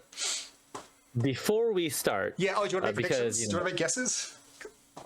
No, not guesses. But I want to just encourage ourselves to just not read the doc because it's 13 pages long. Yeah.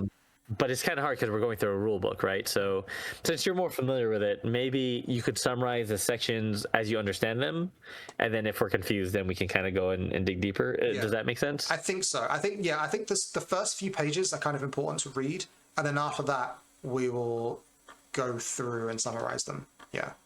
All right, but I'll let you be the leader on this and so on. Yeah, let's see. Okay, so the first page is take action. We've heard of take action before.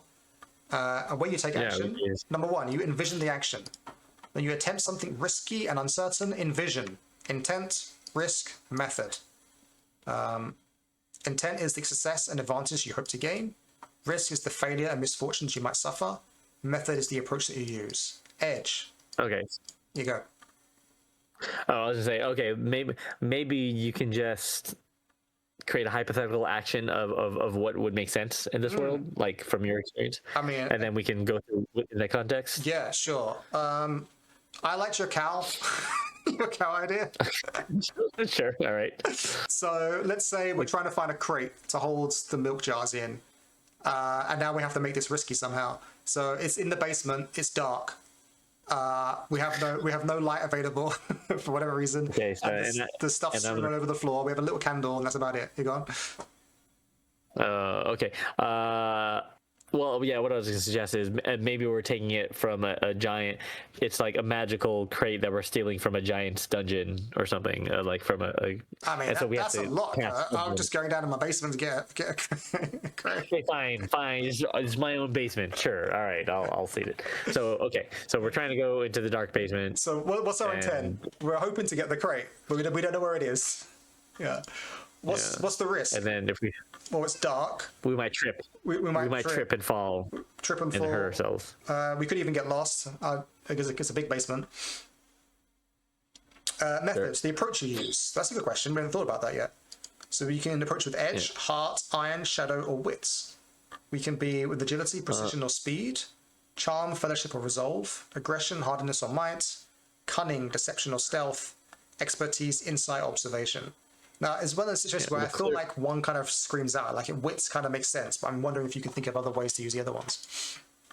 Oh, we're in a hurry, man. This cow isn't going to be waiting forever, so I feel like we need to get down there and get back up. Right, so with edge, and you're avoiding tripping on things and keeping your balance, so you could do an edge. Interesting, there you go. So I was thinking we should use wits, and you're saying we should use edge, so that's good. Yeah, because it's also stairs, which is like a bunch of edges in a row going down into the basement. Literally, a bunch of edges in a row. Yeah. Literal edges. So I would say. So we'll approach with edge. We're using agility, precision, and speed, so as to get in and get out as soon as possible, because we're in a hurry. Okay. Next, tempting fate. Does your intent, risk, or method suggest a high stakes outcome? If so, you tempt fate with this action. Because I'm in a rush, governor. I was going to say we maybe when it's not necessarily high stakes for this. I mean, we could find a crate somewhere else. It's not the end of the world. Maybe the one where you said we're in the dungeon where there's a giant. That might be high stakes. Yeah. I think we should hone in on what high stakes is and isn't. There. Now let me ask you this too, because again we're going over the rules because we're intending to stream this next week. Yeah. As we stream, how in character are we when we're done? Like at what point do we for ourselves in the audience shift to our respective characters and go better go down to the dungeon, I don't have any time. Like when do you switch to your character? That's a really good point. So you play it solo, right, and it's all kind of in your head, and you kind of no one's describing it to you as a game master, and you're not interacting. The answer is, Kurt, I don't know. I think we're going to have to figure it out together. I think we're going to describe things together. I don't know necessarily that we're going to talk in person that much, that we could. I think it's more, like you said, you're crafting a narrative. So we're figuring out what happens and then describing it and then thinking about what's cool and then just going with it, right? I don't know if we're going to be... But we can do. We'll see. I don't know. What do you think? I mean, I think that make it more fun. It's like improv, right? Like comedy. I mean, it's like it doesn't have to be comedy improv, although improv is often funny. Yeah. But having some sort of device that indicates you're in character could be useful if we're playing in such a way, right? Like, I have my character card and all right, well, I'm speaking as this guy, and hey, you got to do the thing, da da da da, kind of, like. Embodying the character I mean, again, we don't have to do it that way if you don't feel comfortable with it. I don't always play that way, but it feels like it'd be kind of more fun to do it that way, so I'm kind of leaning towards it. I don't know. We'll have to find out together. We'll have to play to find out. Yeah. What do you think, Chad? Specifically, Zilphia and Rasta. Yeah. How do you feel about it? At what point do you think we should, in when you're making up the action and there's no dungeon master? Honestly, I see it as more. Like when I think about the way this game works, I think of it as more as like a third-person view, like a god's eye view. Like there's a character that you're piloting, playing, and they're interacting in the world, but you're also controlling the world. So it's got this, whereas the RPGs I usually play are kind of first-person. This feels like a third-person game, which is interesting because obviously that's different. Yeah. Yeah. Well, Zilphia says, "Play it by ear, see where things take you," and I agree. Of course, that's what we'll have to end up doing. Dude, I'm sorry, we just blew past that. I'm going to say that again. I think it's really interesting. like Which most part? role-playing games, you play first person. This game feels third person to me. I mean, people play Dungeons and Dragons third, but like people describe their actions like they're playing their character in third person. That's not uncommon either. Yeah, I think. but there's But still, yeah, I guess you're but still the embodying it and deciding what they're gonna do. sure, but and then there's the the critical role YouTuber influencer style of play, which is like you have professional voice actors pretending to be their fucking characters. Yeah, did you Which is hear? also Have kind you heard that the most recent Critical Role campaign has 13 players? Okay, are they like in a jury? Are they playing I think members of a they're jury? doing it like there's like 3 different parties and they're switching between scenes, but like that works because they're paid actors doing, but essentially they're doing a play in a way. They're doing an improvised play, aren't they? So like that's fine. Sure, yeah. Yeah, I mean that's why they're called plays in the first place. Am I But right? didn't like some of the like old school like RPG sessions have like loads of players in it? Wasn't that kind of normal back in the day I mean, at the beginning? I could be corrected wrong, but there's like battle like grand melees like back in the old day, like Gen Con TSR days. Yeah. Like 100-person role-playing sessions with Yeah. multiple dungeon masters buffering. Like you would have. Again, I have to look up to see where I read this, but you'd have like a 100-person dungeon and multiple DMs like refereeing the different rooms.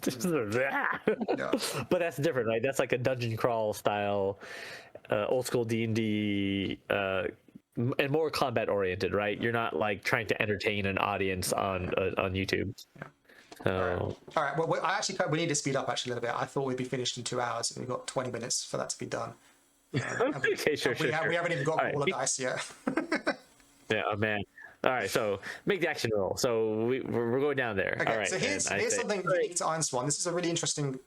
People write their own dice roll mechanics all the time on RPG Reddit. What do you think of my dice roll mechanic? And it's like, dude, I don't care. It's just a dice roll mechanic. Like that doesn't make a game. But this game, it kind of does make a game, and this is a really interesting mechanic. Go, enjoy it. So, are you saying I should read it? Yeah. So make the action roll. Test your action score against a challenge dice. Resources, assets, and other procedures may modify this roll. For example, an asset might add a bonus to your action score. So 6 fate, a 6. Is that a die? Is that 6 a die? I'm interested now because this is just a playtest document. I assume he's kind of written this for people that are kind of more familiar with the game. I am curious if this is what he's going to go with for the end result, because I'm pretty sure the original rules kind of explains it more thoroughly. But yeah, what do you interpret from this diagram? So what I imagine is the fate dice is only 6, a 6-sider. Yep. And it has to be combined with your ability, your stat, which is approach, plus adds, which are the whatever advantages you have, and that becomes your action score. But you have to do it against a roll. The challenge dice is a 2d10 roll.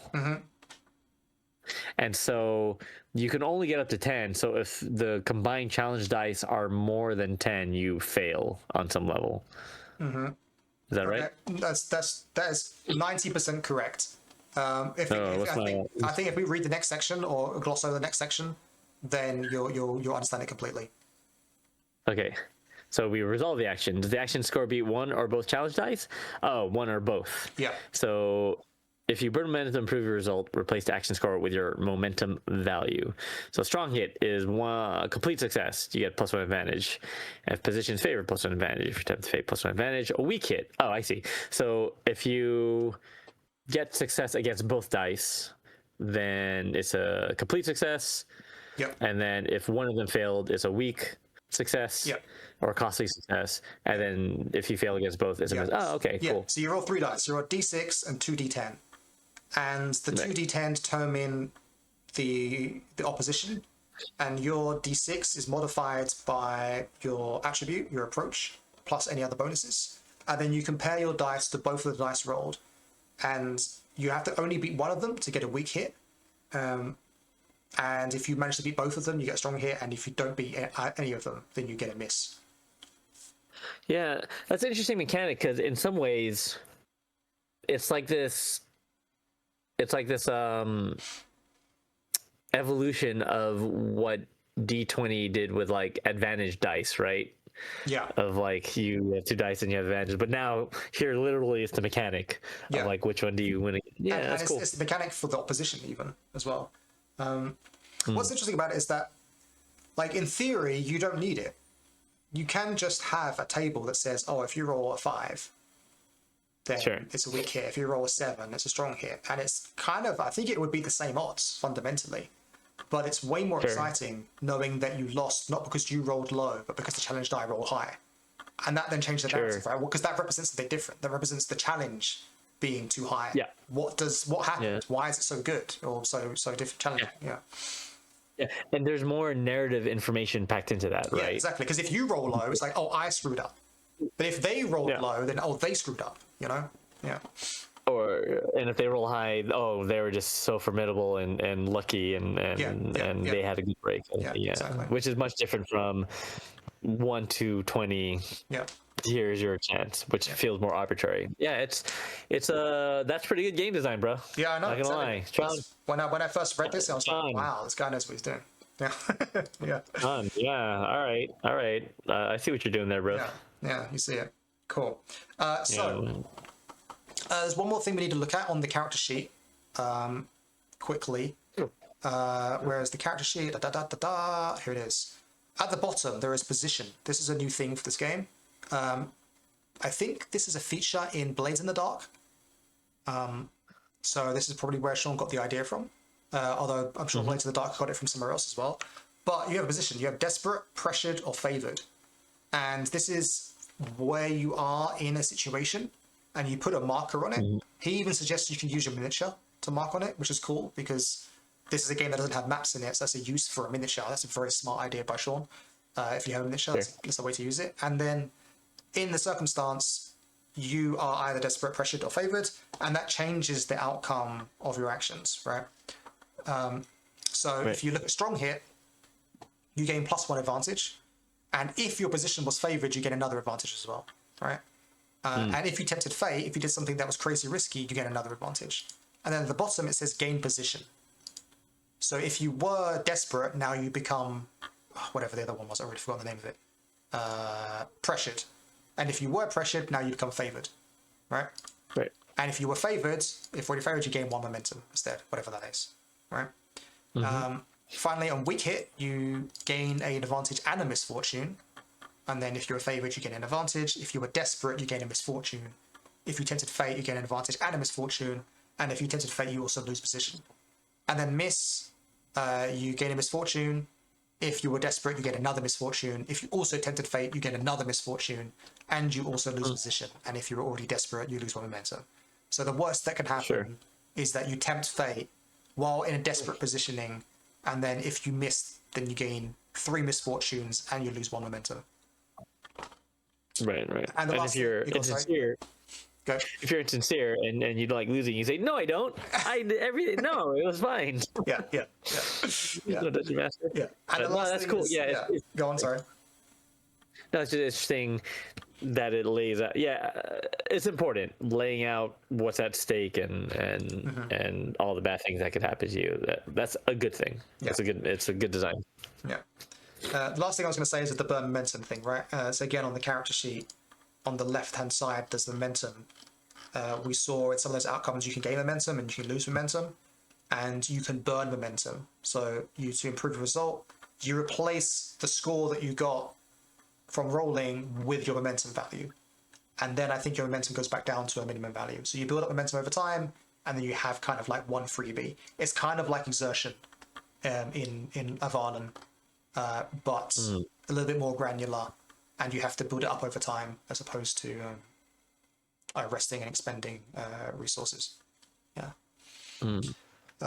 Then, lastly, you assign action outcomes. So you gained all these advantages and you gained all these misfortunes. What does that even mean?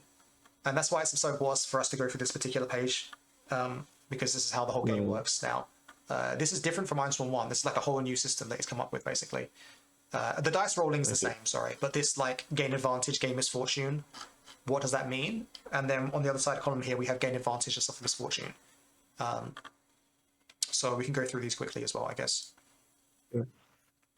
when you achieve success, assign advantages to one or more of your effects. For each circle costs one. How would you say that? Would it be circle? I think I just got calling them dots. Yeah. So each dot costs one advantage. You can assign advantages to multiples of one effect, but max 3 per effect. So advantage effect. Mark challenge progress. Question. I need to ask you about this, but that sentence, do you interpret that as you can assign 3 dots per effect, or you can gain each effect 3 times?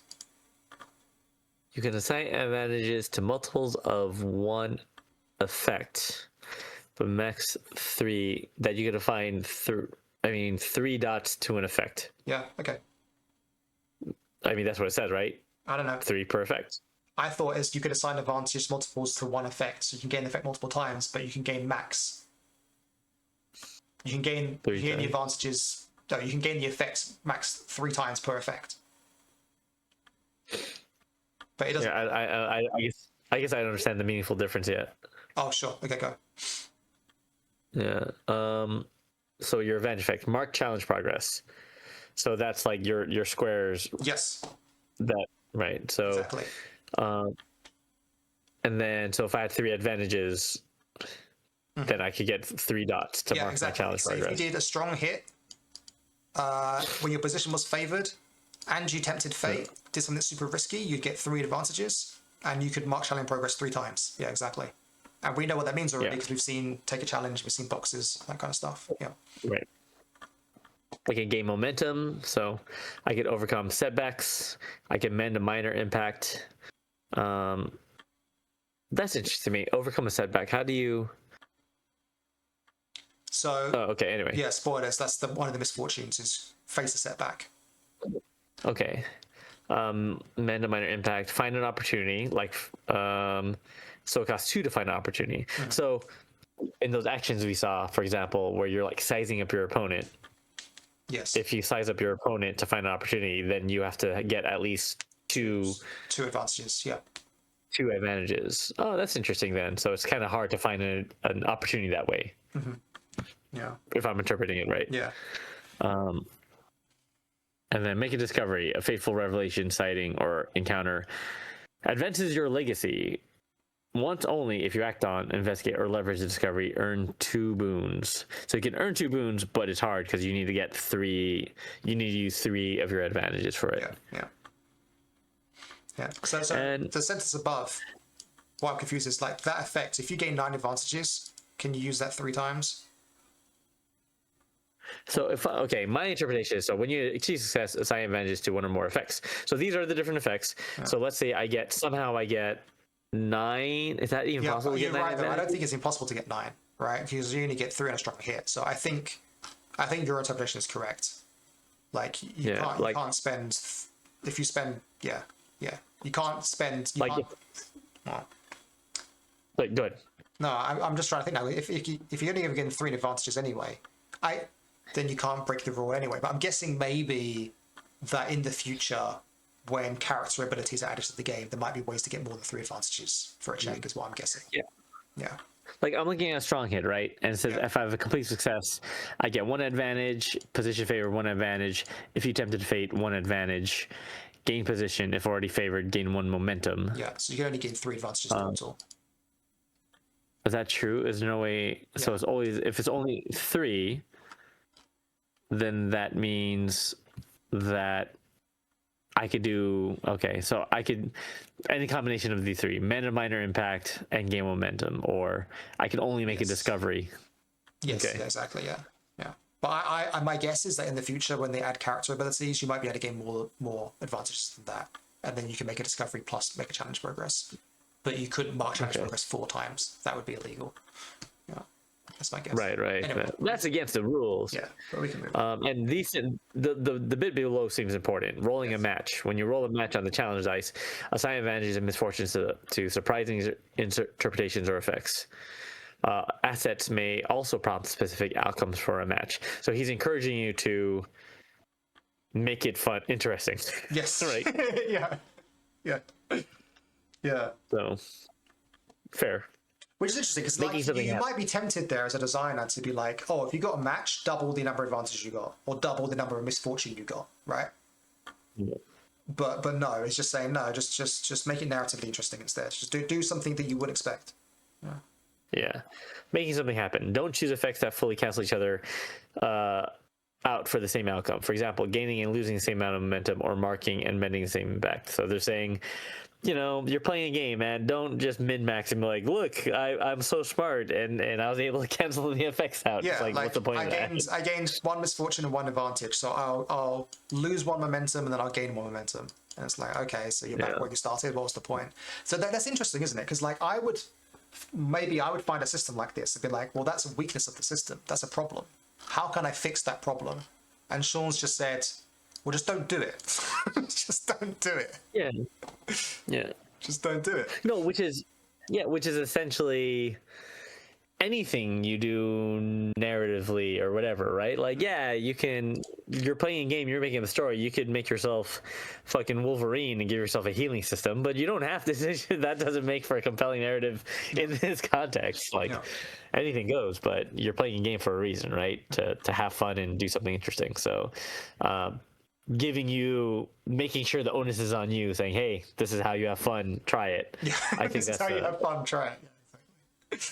Yeah, you'll be surprised how hard it is for people, as someone that runs a lot of events in music and so on, and does things. You'll be surprised how often people get in their own way to have fun. Yeah, that's true. So I appreciate what Shawn's doing. Involving allies, and when an outcome directly includes an ally, allocate effects between you and them as appropriate. Yeah.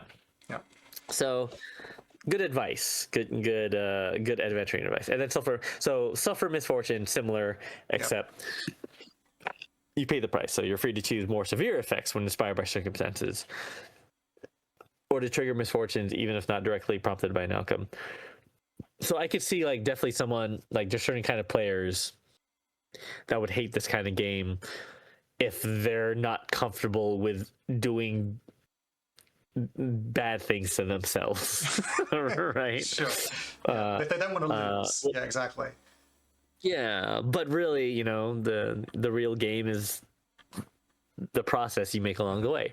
And that's good advice. Like, he's really encouraging you to think narratively, which I think is fun. And everything's in service of that. So yeah, you have misfortune effects. Cool. Yeah. Anyway, that all makes sense to me, I think. I mean, obviously, when misfortune events quickly, it's a mark and impact. That's the bits on your character sheet. Lose momentum. We know what that means. Face a setback. A complication blocks your progress to move forward, to take action and overcome a setback. So basically, they're saying something happens, you stay what it is, you then can't progress until you then take the overcome a setback option. Fine. Increase tension. Danger looms. Add or mark a 4-segment tension timer. Mark 2 segments on a match. Once you mark the last segment, encounter a peril. So you... Okay, wait. Yeah. When he says mark 2 segments on a match, is he saying like a literal match, like that you used to light fires? Or is it rolling a match from above? So when the... Oh, sure. Okay. Yeah. I got it. Okay. just want to make sure. You're thinking 10 candles. There were 10 candles. Yeah. I'm rolling back. Yeah. Ooh, that's another game we should try in the future. Yeah. We should do a Halloween stream on 10 candles. Sure. Yeah. Somehow. That'd be pretty fun. Encounter a parallel situation. Weapons take on another challenge, abandoning an existing challenge, or both. Interesting. And then trigger a crisis. A fateful event threatens your legacy. This is quite a significant thing. If you undertake a quest to oppose the crisis, earn 2 boons. If not, clear legacy. So they're basically saying, hey, you can trigger this. If you get a miss while you're in desperate position and you tempted fate, then you could trigger crisis, and there's a whole nother quest that happens. Or if you don't do that quest, you lose legacy, which is a big deal. So that's pretty crazy just from taking action. There could be like some significant outcome there. Yeah. And what's so interesting is you get to decide, right? Yes, because you're the guy. So, you could just mark an impact, lose 1 momentum, and face a step back, or it could be a crisis. Yeah. Okay, so just letting the chat know and anyone that's watch us, if we get 3, I will choose trigger crisis I know. every time. I know. I know. I will always I choose a know. crisis. I'm scared. Okay. All right. So no, yeah. So this is the This game engine is of the game, right? This is your bread and butter. When you're doing something, you're taking an action, and this is your outcome. And what I found really interesting is that we've looked at the other sections of the book, and it's very, in the nicest way possible, wishy-washy, right? Like, it's not in a bad way. It's like, it's narrative. It's like, you decide, like, oh, is the undying thing ghostly, or is it fused, or is it shrouded, and why is it attacking you, and all this kind of stuff. It's random tables and all this kind of thing. It's very, very open to what you're doing with it. And then suddenly we get into the actual core of how the game works, and it feels like a board game. It's like very, like, there's a whole page just for the procedure of like, okay, you roll these 3 dice, you do this thing, there's a strong hit, a weak hit, and a miss. And if you strong hit and position's favored, you gain 2 of these, otherwise it's 3 of these. And then we have tables, and then there's a point buy system to what happens on the outcome. That you actually might do both, because if you get a weak hit, you gain advantages and misfortunes, and then you're point buying on both tables, and it feels very like board gamey. Like, it's very granular, or finicky, mechanical, technical in a way. and procedural, like Procedural, algorithm. yes. And procedural, yeah. Yeah. And you hear like fucking Chris Cox of Wizards talking about Dungeons and Dragons and how they're gonna use AI and stuff, and exploring how to use AI, generative AI in roleplay games. But you don't need that. You just play fucking Ironsworn. Like, just the guys do. Like, isn't that better? Like, you don't need to pay someone tokens and like destroy drinking water. Yeah. You just you have it in a PDF and you already have it. Yeah, and that's the Like- key point. Is you're right. Like, even though it's so granular and like specific and procedural, the outcomes are not. Like, the outcome is mark challenge progress. Well, to what? Well, whatever narrative thing is happening. Overcome a setback. Yeah. What setback? Well, you decide, or find an oracle to help you decide, right? Like, it's open-ended input and open-ended output, but the procedure is very defined. Yeah, but it's posing the most important thing in a narrative or game, which is how do you challenge yourself, the human? Yes. And I think that makes all the difference, right? Because it's like and that's the difference from a board game, right? Because the difference in a board game is saying this is how you win or beat the game. Yeah. It's not telling you that. Yeah, what it's saying is this is how you create an engaging story for yourself. Try it. Yeah. And I think that's the big difference, right? Yeah, that's right. Okay, so then the rest of it, we're going to gloss over the rest of the book just quickly, I guess, so you can just have the broad overall. So it's a complete document for the YouTube channel, I guess, but we won't dwell on it. So undertake a quest, you begin a quest, you advance a quest, end a quest. So let's look at this quickly. So when you commit to defeat a Nemesis, Ondo Rung, you go on a quest, fine, advance a quest, reach a milestone, you complete a crucial challenge, say a quest, end the quest. Okay. When you reach what you believe is the end of the quest, test your progress score against the challenge as a result of the quest. Interesting. So he doesn't say here how to set up the boxes. I thought that would be here. Where is that?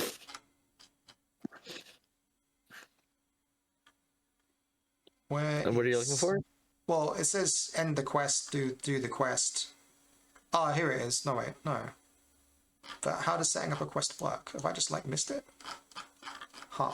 I'm looking for the part that tells you how the boxes work. Oh,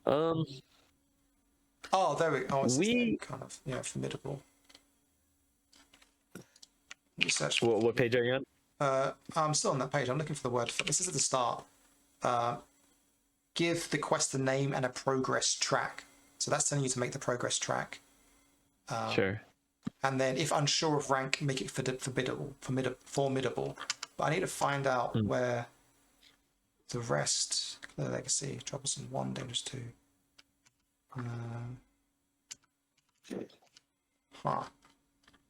Oh, here it is. Progress tracks. Okay, it's a separate section. Oh, it's further down. I see. Okay.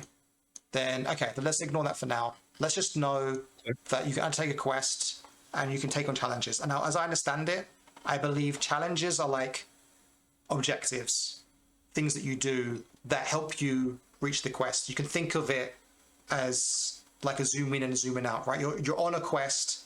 The quest has its own progress track, but then to complete the quest, you take on challenges that have their own progress tracks as well. And when you complete a challenge, I think it helps you complete the quest. So you're doing lots of little challenges to complete a bigger quest, I think. And then you make checks to resolve challenges and to resolve quests, and they each also have outcomes. When you resolve a quest, you gain legacy. When you resolve a challenge, you gain advantages. And I guess you gain boons as well. Then you can spend boons. You can gain or improve an asset. You can gain, improve, or mend a resource. You can recover from a severe impact or create or improve an advancement. So when you complete challenges, you gain boons. You can use boons to gain assets, resources, recover, or improve something. You can also pass time. You can work on downtime projects, explore an interlude, gather rewards, manage world events, take your next steps. And these things also could do like crazy stuff. Like you can test your legacy. You can play the world to see what happens. It's kind of like a very big macro system. Yeah. Like work on a downtime project. Yeah. I'm a character that's working on a TTRPG, so that's my downtime. Like my character is working on a solo play narrative game. Yeah. So when it's successful, I'm gonna play my character playing a character. Yeah. I'm calling it Copper Val. That's pretty good in the Copperlands. Yeah. Okay, so then it has the instructions on how to play the world and how to test your legacy. We don't have to worry about that now. There's the end your legacy check here for when your character succumbs to the end or retires. And this is like a dice roll to find out what happens to your character, like what their epilogue is. Strong hit, your legacy preserves. Weak hit, your legacy lingers. Miss, your legacy fades. And then there's a mechanic here for passing on your legacy. So you can give, like, when you make a new character, you can give them some more starting abilities if you've already played the game, basically.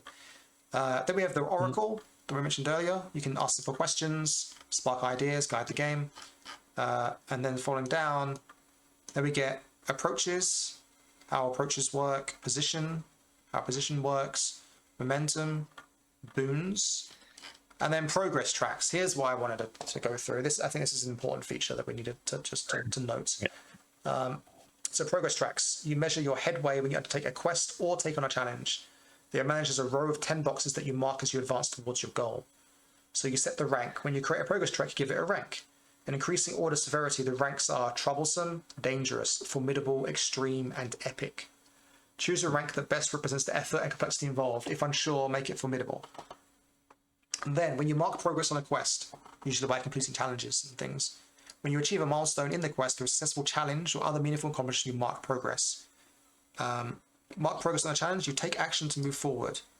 Oh wow, you have to make a check as well to make progress. That's interesting. So even if you complete a challenge, mark progress on a challenge. Oh, sorry. To mark progress on a challenge, you take action. To mark progress on a quest, you have to complete a challenge. Right, okay, that makes sense.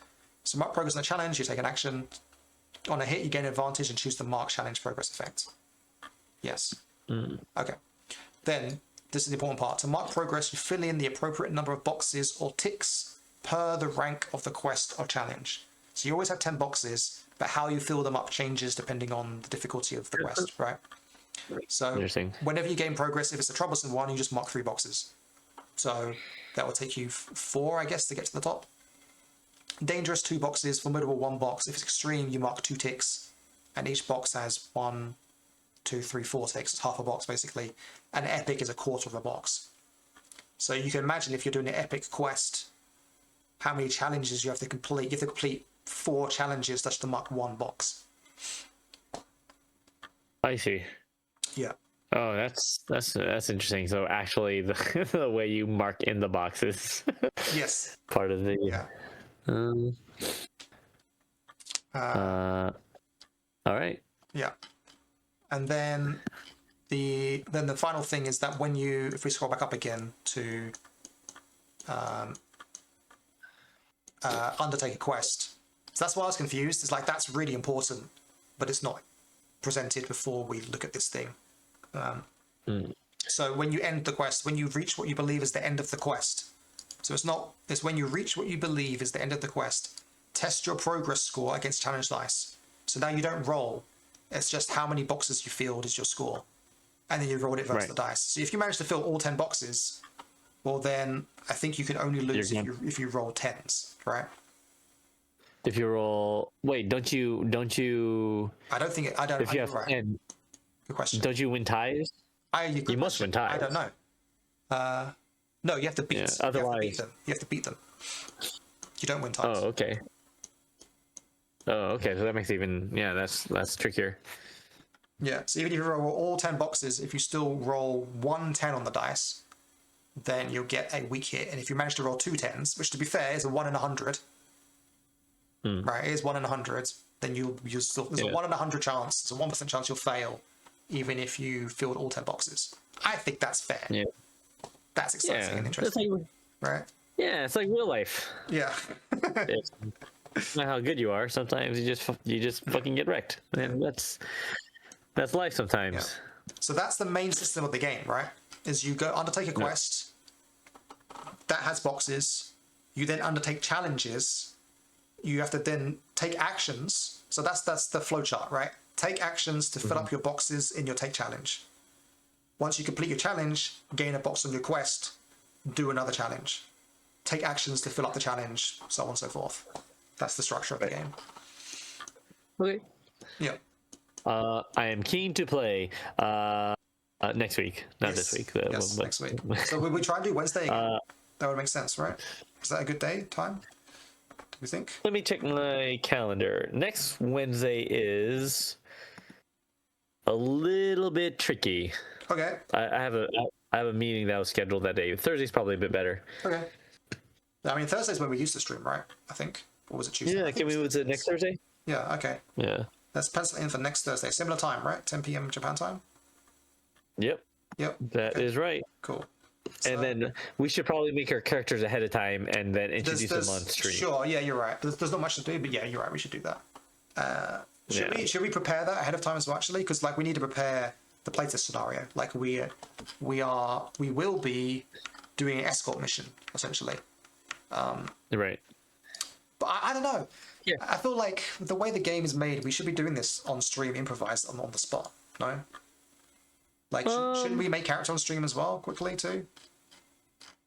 I mean, we can, but that just means that we should start the stream earlier because way. you know what I mean. I am aware that it might take 2 streams to do it, depending on. I don't know how long the playtest will last. I genuinely have no idea. So I don't want to necessarily force it into one session. We could just have it stop and then continue next session as well. I'm not too bothered about that. Okay. Yeah. Yeah, I guess we could do character. Well, we can talk about. We can talk about stream. We can decide. We can make characters together. Or we'll figure it out. Yeah. No. Cool. Well, I'm keen. Yeah. Exciting times. So next time we stream, you will see us play Ironsworn with our characters. With Darren, what's the tentative name of your character? You don't have to stick to it, but give me a tentative name. Trantic. So Trantic and his good friend Barkle. So Trantic and Barkle will be going on some kind of adventure through the Ironlands, whatever that means. Yeah. And it's a land made of clothing irons, and yeah, we'll share our adventures with you, and enjoy our time together. Yeah, cool. Sounds like a plan. Sounds like a plan. Nice work. Okay, thank you all for joining us on the stream. We'll see you next week, Thursday, similar time. Thank you guys. Thanks, Rasta Music. Thanks, Zilphia. And if you watch this on YouTube, tell us what you thought, or join us for the stream, and we can jam some games. Yeah, and let us know in the chat like your thoughts on this version of Ironsworn, especially if you've played the first one, like how it's different and what you think about it. And if you've never played Ironsworn before, what you think of it. And also if you've never played a game like this before where it's solo and you're kind of come up with your own narrative for playing, what you think of that as well. Yeah. And if you have any questions for Shawn, we'll pass them along. So leave your questions about the game to Shawn, and we'll pass them along. Thanks, Zilphia. See you next week. Yeah. Keeping your unbroken records. I think Zilphia has actually attended more Out of Stone game streams than I have. That's true. Yeah, I So, hadn't thought about that, but that's true. Yeah, I yeah, was so checking right because you I have a solo. Let me show you. Is this? yeah. Wait, I have a solo stream layout somewhere where it's a picture of Kurt. Anyway, it doesn't matter. Yeah. Okay. All right. Cool. Yeah, but yeah, Zilfi's the winner. Yeah. Zilfi's the real co-host. Yeah. Yeah. Zilfi. Yeah. All right, we'll see y'all next week. Yeah. Bye, guys. Layers, guys.